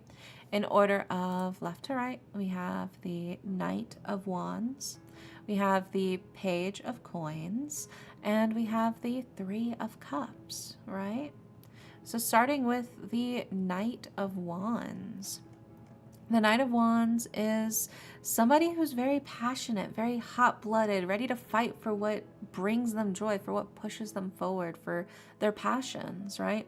The flowers here are literally passion flowers, right? It feels like right now you're very much being driven to fight for what matters most to you, right? To bring to fruition the things that bring you joy, right? Following that up with the Page of Coins. The Page of Coins is somebody who is very young, very innocent, probably doesn't have too much life experience with a lot of things right now, but they're very carefree. And this is also somebody who tends to be sort of, you could see like childish, but like in a good way, right? You can see the flowers here are daisies, which is very much like a flower of like childlike innocence. Somebody who wants to keep things simple, who wants to keep things fun and lighthearted as they move forward through their life. And in that sense, you sort of attract a lot of good things to you as well because of the sort of like lighthearted, childlike nature, you know? When people see like the sort of sunshiny energy, it makes them want to reciprocate, you know? You can't, I mean, only really, really, really grumpy people are gonna see somebody who's who's like, you know, smiling and bright and warm and be like, yeah, I'm gonna ruin that person's day. And most people aren't like that. I'm not young and I have a lot of experiences. I am very fun. Well, maybe it's just you're young at heart. You're young at heart kind of vibes, you know? That's sort of what that can also be interpreted in that sense of like very, very childlike nature, even if you do actually, even if you are older, whatever the case may be for that. But I just feel like you have like that sort of like childlike, that youthful quality to you, if you will. You got young energy. Even if your knees are creaking, you're still trying to do that hopscotch. But then that sort of brings us to your Three of Cups. And the Three of Cups is a card of, you can kind of pick whatever path you want and it's gonna be fine, right? The Three of Cups is a card of, you know, there's different branching paths. There's different choices that you can make, but none of them are wrong, right? None of them are the incorrect choice. All of them are equally valuable. All of them are equally good. They're just good in different ways. So I think it's ultimately just up to you for which one you personally prefer. Don't remind me of my knees that constantly crack. It's okay. It's okay. I got a stiff and sore back, bro. We are the same. We are the same. But I think it is very much like this feeling of, I think because of your warm, sunshiny, youthful energy and the passions that push you forward, don't stress too much about what direction you're heading in, right? Is this the right direction? Is this the right choice that I'm making? Rather, just let what drives you guide you, you know? In terms of like your passions, in terms of what's giving you that energy, what's giving you that motivation. And this Knight of Wands card, right? Let it push you forward, and don't stress too much about, am I doing the right thing? Am I going the right way? Am I doing things correctly? The Three of Cups here is kind of just reassuring you, like, you'll be fine. You will be fine. Whatever direction you're heading in, they're all good.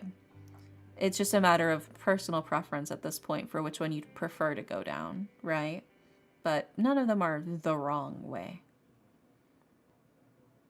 You'll still get to where you're going. So I hope maybe this gives you some reassurances, you know, like pushing yourself forward in the sense of none of these are the wrong path.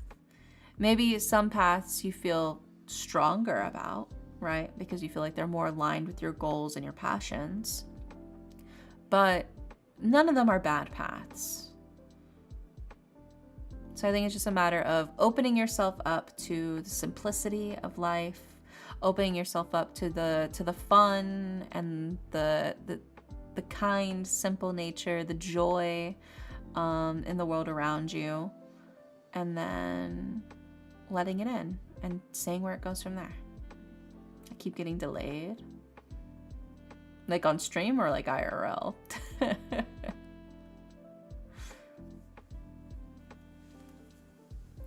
Oh my gosh, Leonic, 7-stream streak. Wow. IRL. Yeah, I mean, sometimes life delays do pop up, but I feel like it's a matter of the cards kind of reassuring you, like, it's fine. You're still fine. You're still going down the correct path. You're still moving forward. And at the end of the day, that's all we can really hope for, is that we just keep moving forward. And you are, in fact, still moving forward. But yeah, no, I get it. I mean, obstacles, roadblocks, that kind of stuff, that it always sucks ass when it gets in the way. But I mean, it is what it is. As long as you're even just slowly inching forward, you're making progress. I mean, you got your whole life to make progress, so it's fine. Just let me sip my water. I think it really is just the cards kind of reassuring you, like, you're on the right track. You're on the right track. You're still making progress. You're still moving. You'll be fine. Even if you maybe have to take several detours, the detours themselves aren't even that bad, you know? But maybe you feel like you need to take a different path to get to where you want to go, right? You want to go to from point A to point B, but maybe just going in the straight line is fully blocked, you know? So maybe you got to take a detour to point C. So go from point A to point C and then go from point C to point B, you know? You know what I'm saying? Does that make sense? It's okay to take some detours if you need to. You'll still get there all the same. And, you know, you'll probably have some new fun and interesting experiences because of it. Drink and stretch. Yeah, okay, I'll hydrate. Thank you.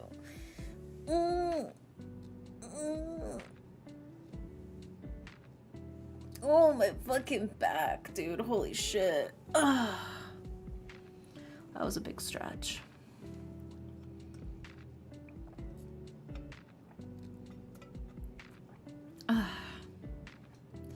The things I gotta redo is pain in the hole, like leave it or redo it. Yeah, those always do suck. I will say those do suck. But sometimes it is worth it to just redo it, to you know, scrap it and start over again. Because normally you have the learned experiences from the initial failure, so it makes the process go faster the second time around, and you can kind of get things done better. But I get the initial like, but I really don't want to redo it. I really don't want to scrap this and start over again. I get that. But it is legitimately faster the second time around. So, I don't know. Hopefully that helps, Kazi. Fingers crossed. I hope it helps.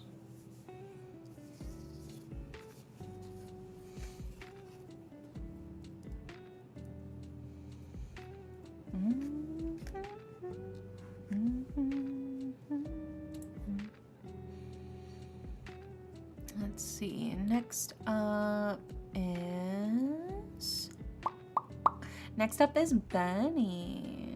Especially when it's money. Oh yeah, yeah, money. my enemy number one is my finances. That's my biggest op right now.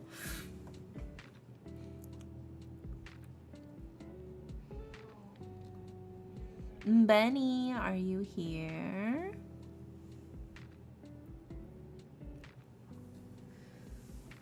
Yeah, like I said, I hope it helps, Kazi. Money, never heard of her. I changed mine to a general. Yeah, yeah. I can do a general reading for you. I got you, I got you.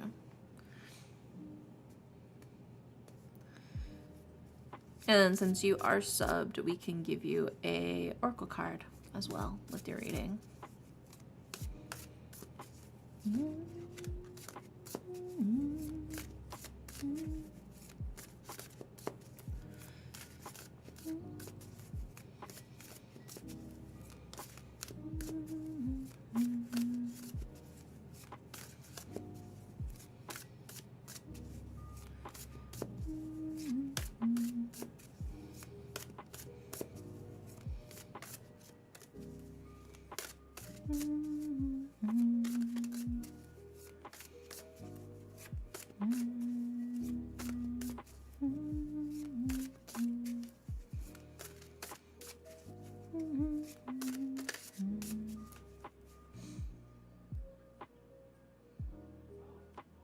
So is that same card that you've been eating for how long now? Does it still taste the same? Yeah, I'm still... I'm detecting some fibrous notes. Maybe some ink. That warm vanilla spread over all 9,000 taste buds. That's a 10.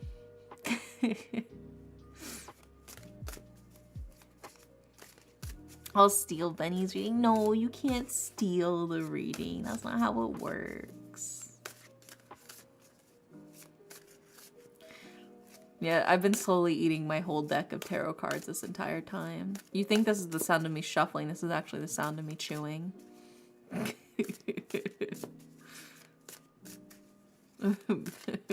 Mouth sound ASMR. Is it the same or has it gone stale? I mean, nah. This is I pull out a fresh one at the start of stream. You know, it's a fresh one to nibble on.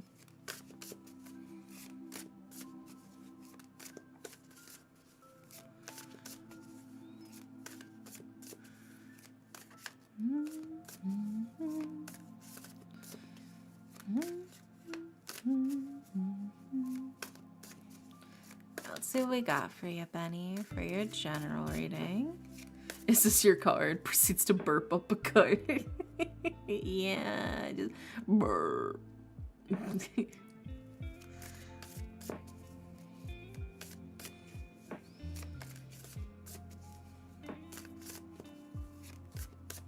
Let's see what we got for you, Bunny.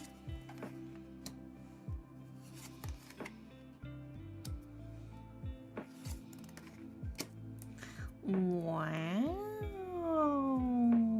Big reading, big reading. Let's grab your oracle card.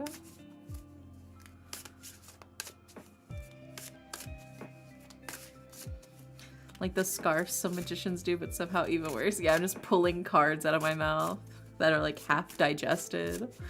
And this is actually our first oracle card of the night.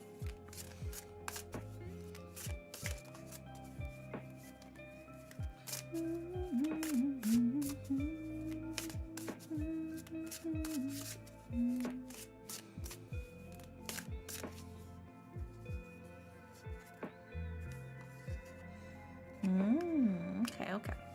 We got all of the cards for you, Bunny. Let's put them up on the screen. What are the odds I get roasted again? I don't think this is a roast, honestly. I would say this isn't a roast. So let's go ahead and put these cards up on the screen for you. Yeah, I would not classify this one as a roast. So I think you're good. Next up, we have...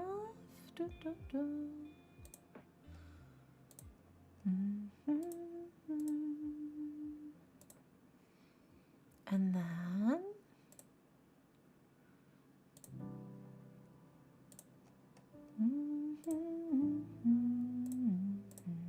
There we go. All right, so we've got all of the cards for you, Benny, in order of left to right. We have the Wheel of Fortune, we have the Devil, and we have the reverse Nine of Swords. And then for your Oracle card, we have Harvest, right? So let's start with the Wheel of Fortune. The Wheel of Fortune keeps spinning, baby. It keeps moving forward, and with it comes change along the way. A sense of evolution, a cleansing, an unexpected stroke of good luck, right? New things are on the horizon, life moves forward, and with it comes new possibilities, right? That's what the Wheel of Fortune's all about. It's a new beginnings kind of vibes, you know? It's excited to see what happens, but we're freshening things up, we're moving on. And with that comes the Devil. And while the Devil sounds scary, the Devil is a card of flirtatiousness. It's fun, it's seduction, it's a chance for playing, right? It's being a little silly with it, having a good time, indulging yourself, if you will, right? Just try not to indulge too much, right? But indulging yourself a little bit is fine. It's good for you. It's healthy for you even. This is a chance to branch out, to get a little silly, to have a good time with everything, right? That is absolutely what the Devil card is all about. Let loose, you know, slut it up a little bit. I mean, you don't have to like physically, but you know, like this is the time for your best life, right? Right. Cards for breakfast, for lunch, cards for dinner, and cards for supper. I wonder what you're gonna have tomorrow. Cereal.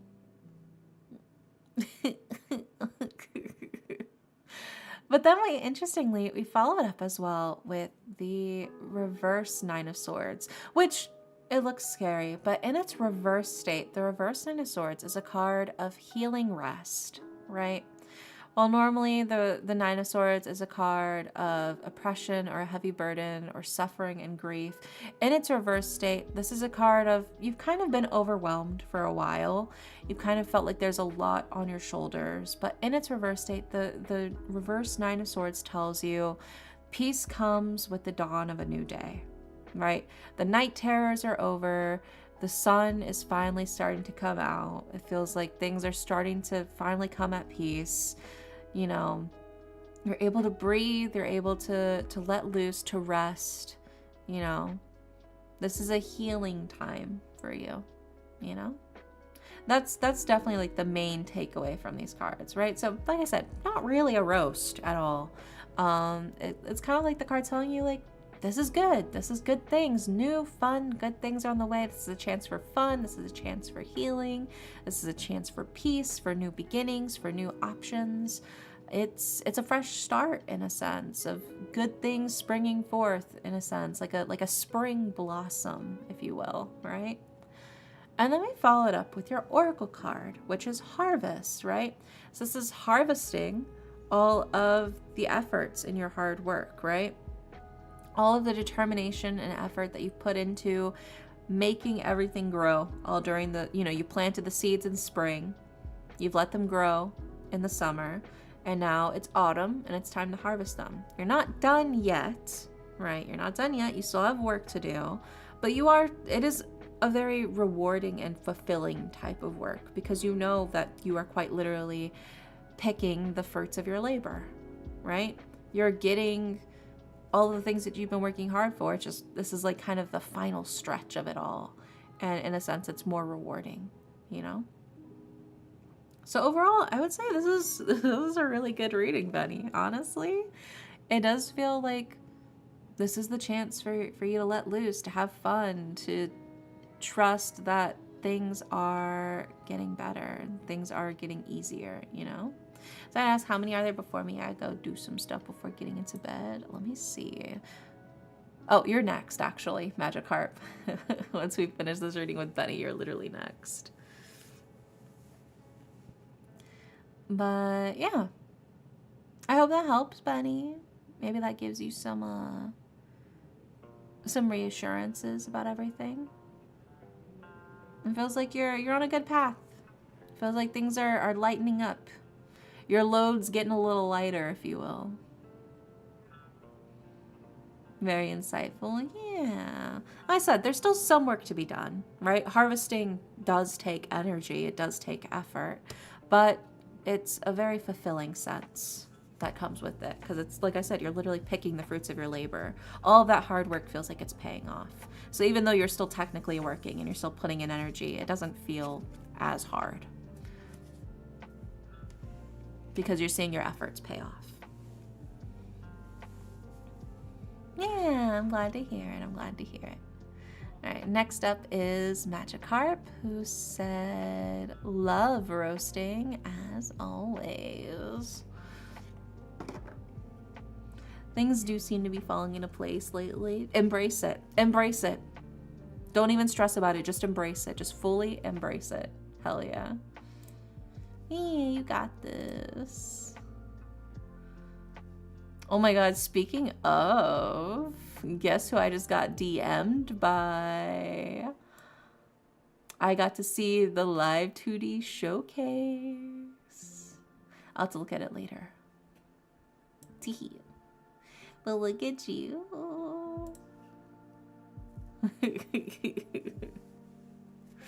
I know. That's so crazy that right as I started doing your reading, they sent that to me. It's like they could smell it. Oh my goodness, so exciting. I know. Well, let's see what we got for you, Magikarp.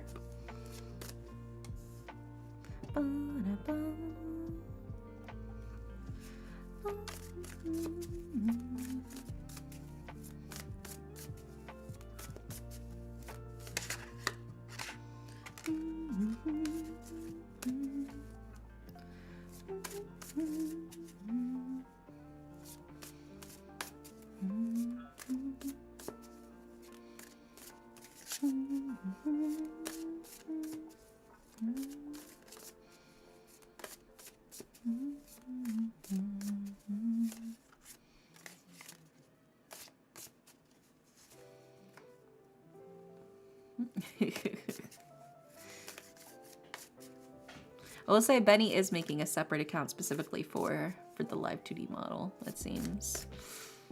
So you might want to make sure you're following that specific account. Cough, cough. Cough, cough.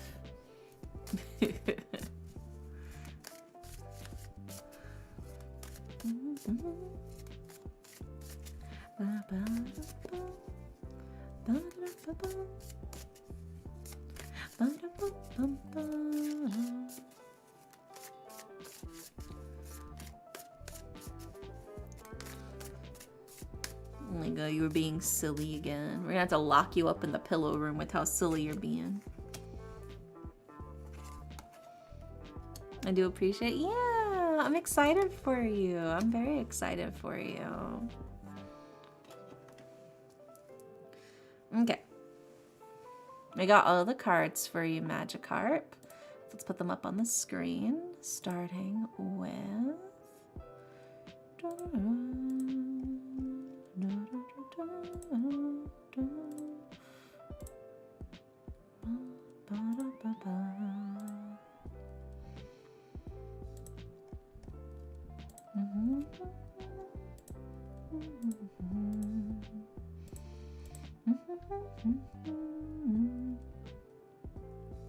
And then the last card is...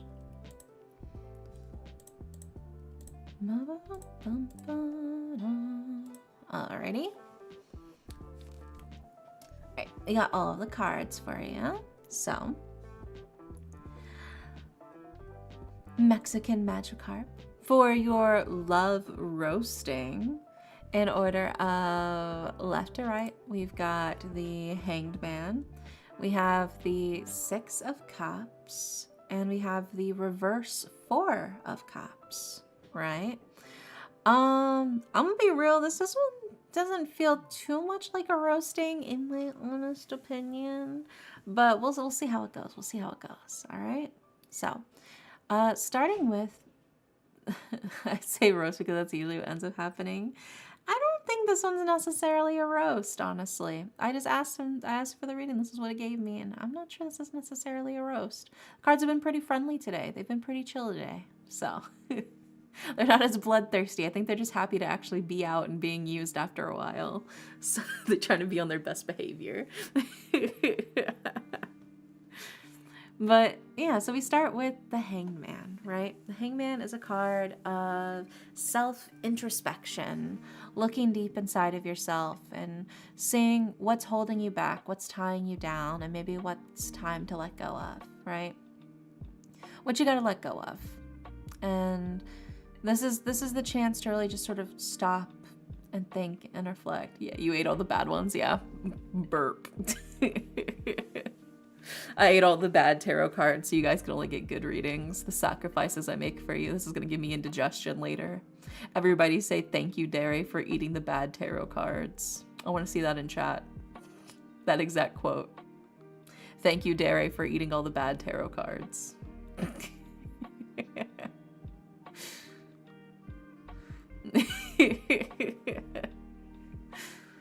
But yeah, so we have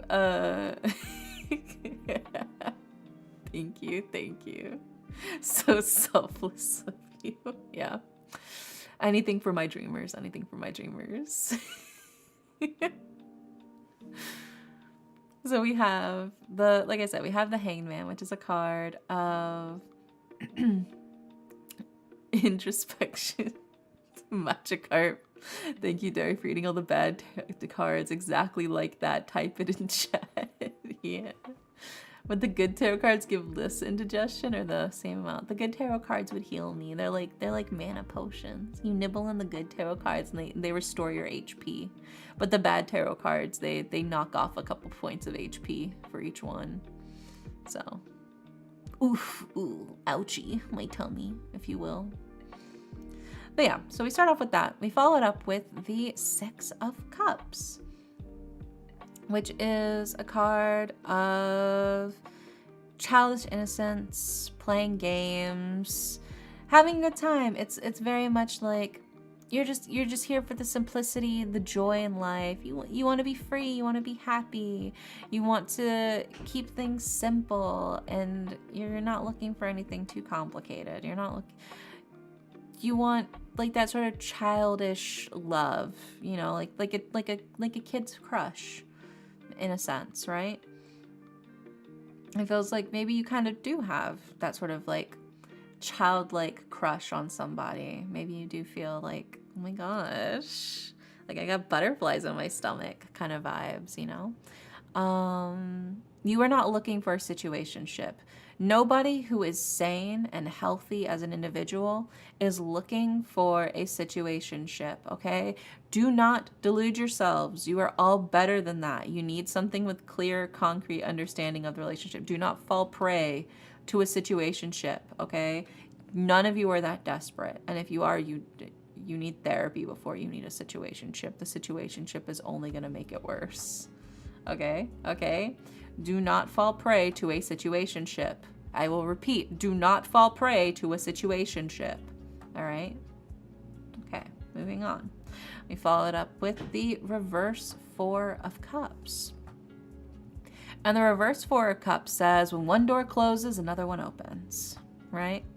So even if things don't initially work out how you expected or how you intended, it's an opportunity for new growth from the things that have left, right?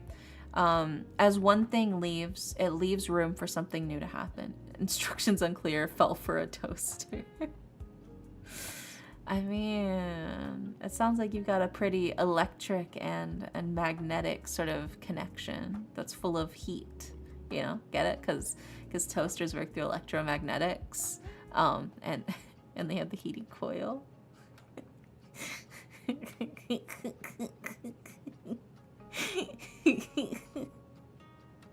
Anyway.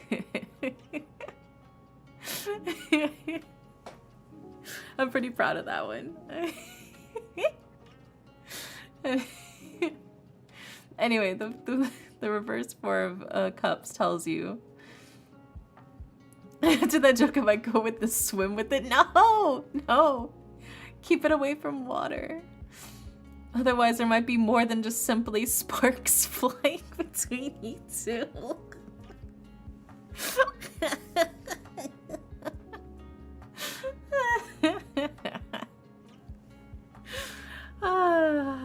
Oh my gosh, I'm so fucking funny, dude.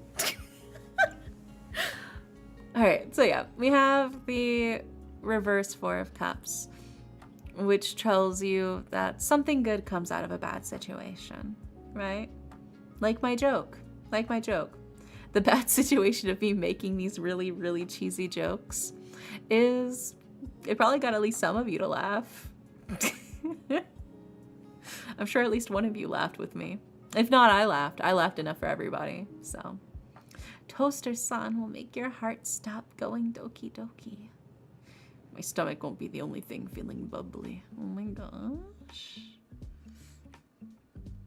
I think that's something more than just simply love, if you're feeling something brewing in there. But I digress, right?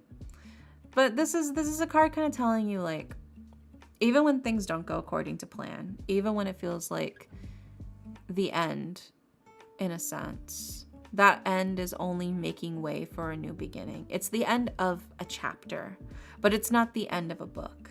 I was too tired to laugh out loud, but that was it. Did you snort out of your nose? I'll take a snort out of the nose. I'll take a I'll accept that. But I think this is sort of like a reassurance to you of letting go of things opens up your heart for new things to enter, right? So kind of let yourself feel the joy that you feel when it comes to love. Let yourself feel the excitement and the butterflies when it comes to love.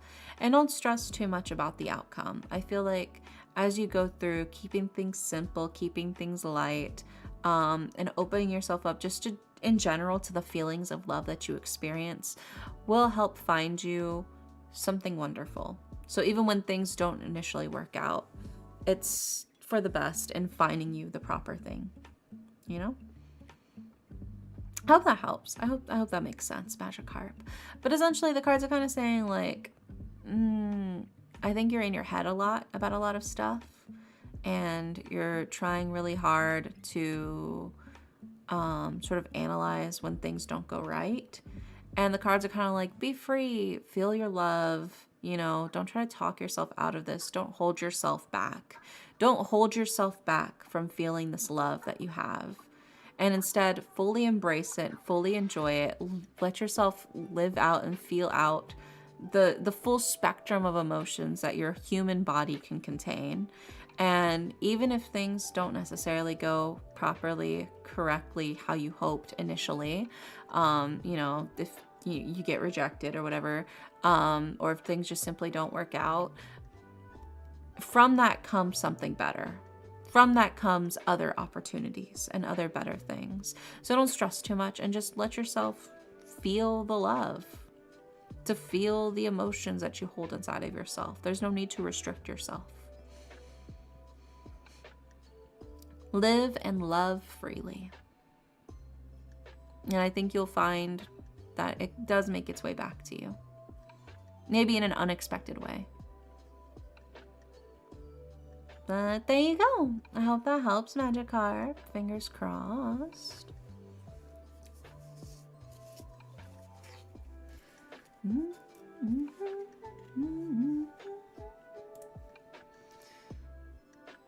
And then I think that we are officially caught up. So we have a final call for Laura Nettles.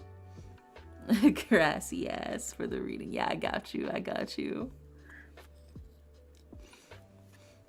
Denoodle, if you will. So, final call for Laura Nettles. Laura Nettles, if you are here, speak now or forever hold your peace. Otherwise, we are going to raffle off your reading slot to somebody else in chat. So, while I wait for a second to see if she reappears, I will be sipping my water.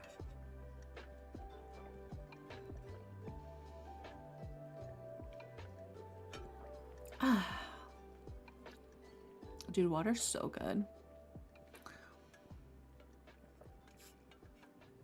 This shit icy cold. Okay. Alright, well, I'm pretty sure Laura's gone for the night. She must have disappeared, or maybe she's simply sleeping. We will never know. But for those of you in chat who have not gotten a reading yet from me today, and you would like one, I am thinking of a number between 1 through 10, and the first person to guess it gets the reading.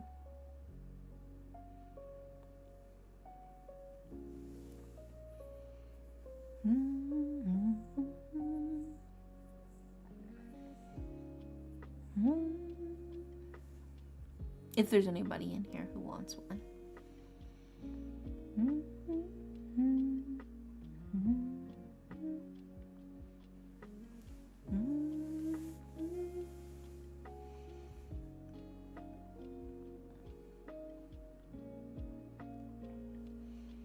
Did everybody who wanted one tonight get one? That's fine, just means I get to eat dinner early. I just want to make sure.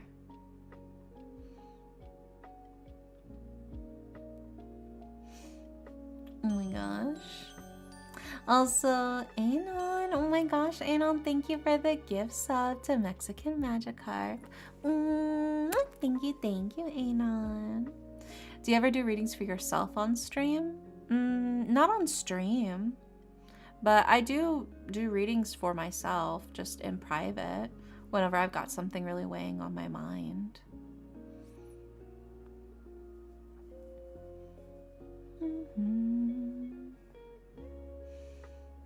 It's funny because sometimes I'll be in like the Discord call, and then Harper will hear me like shuffling my tarot cards, and they'll be like, "What's got you anxious? What are you worried about?" And I'm like,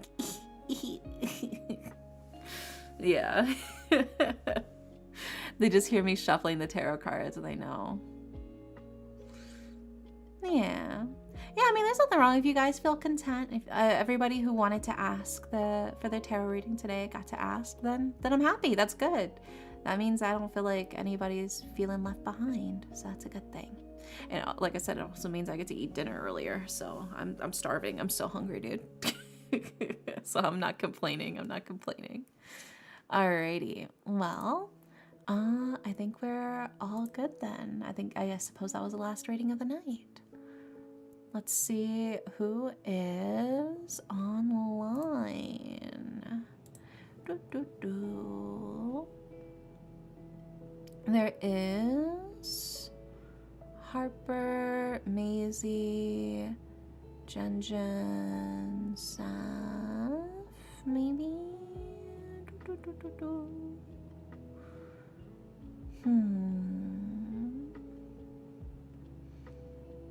You know what? We'll raid Jen. Hi, Luna Centauri. Welcome in. We are actually getting ready to raid out right now.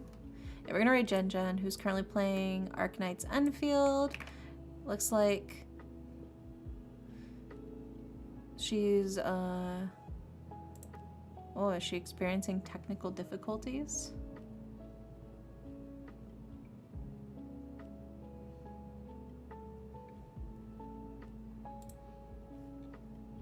Oh, I think she's experienced... I know, I think maybe she's just on... Maybe she's just on ad break? Maybe she's just on ad break. Hold on, let me see. Let me make sure her stream is working before I raid out to her.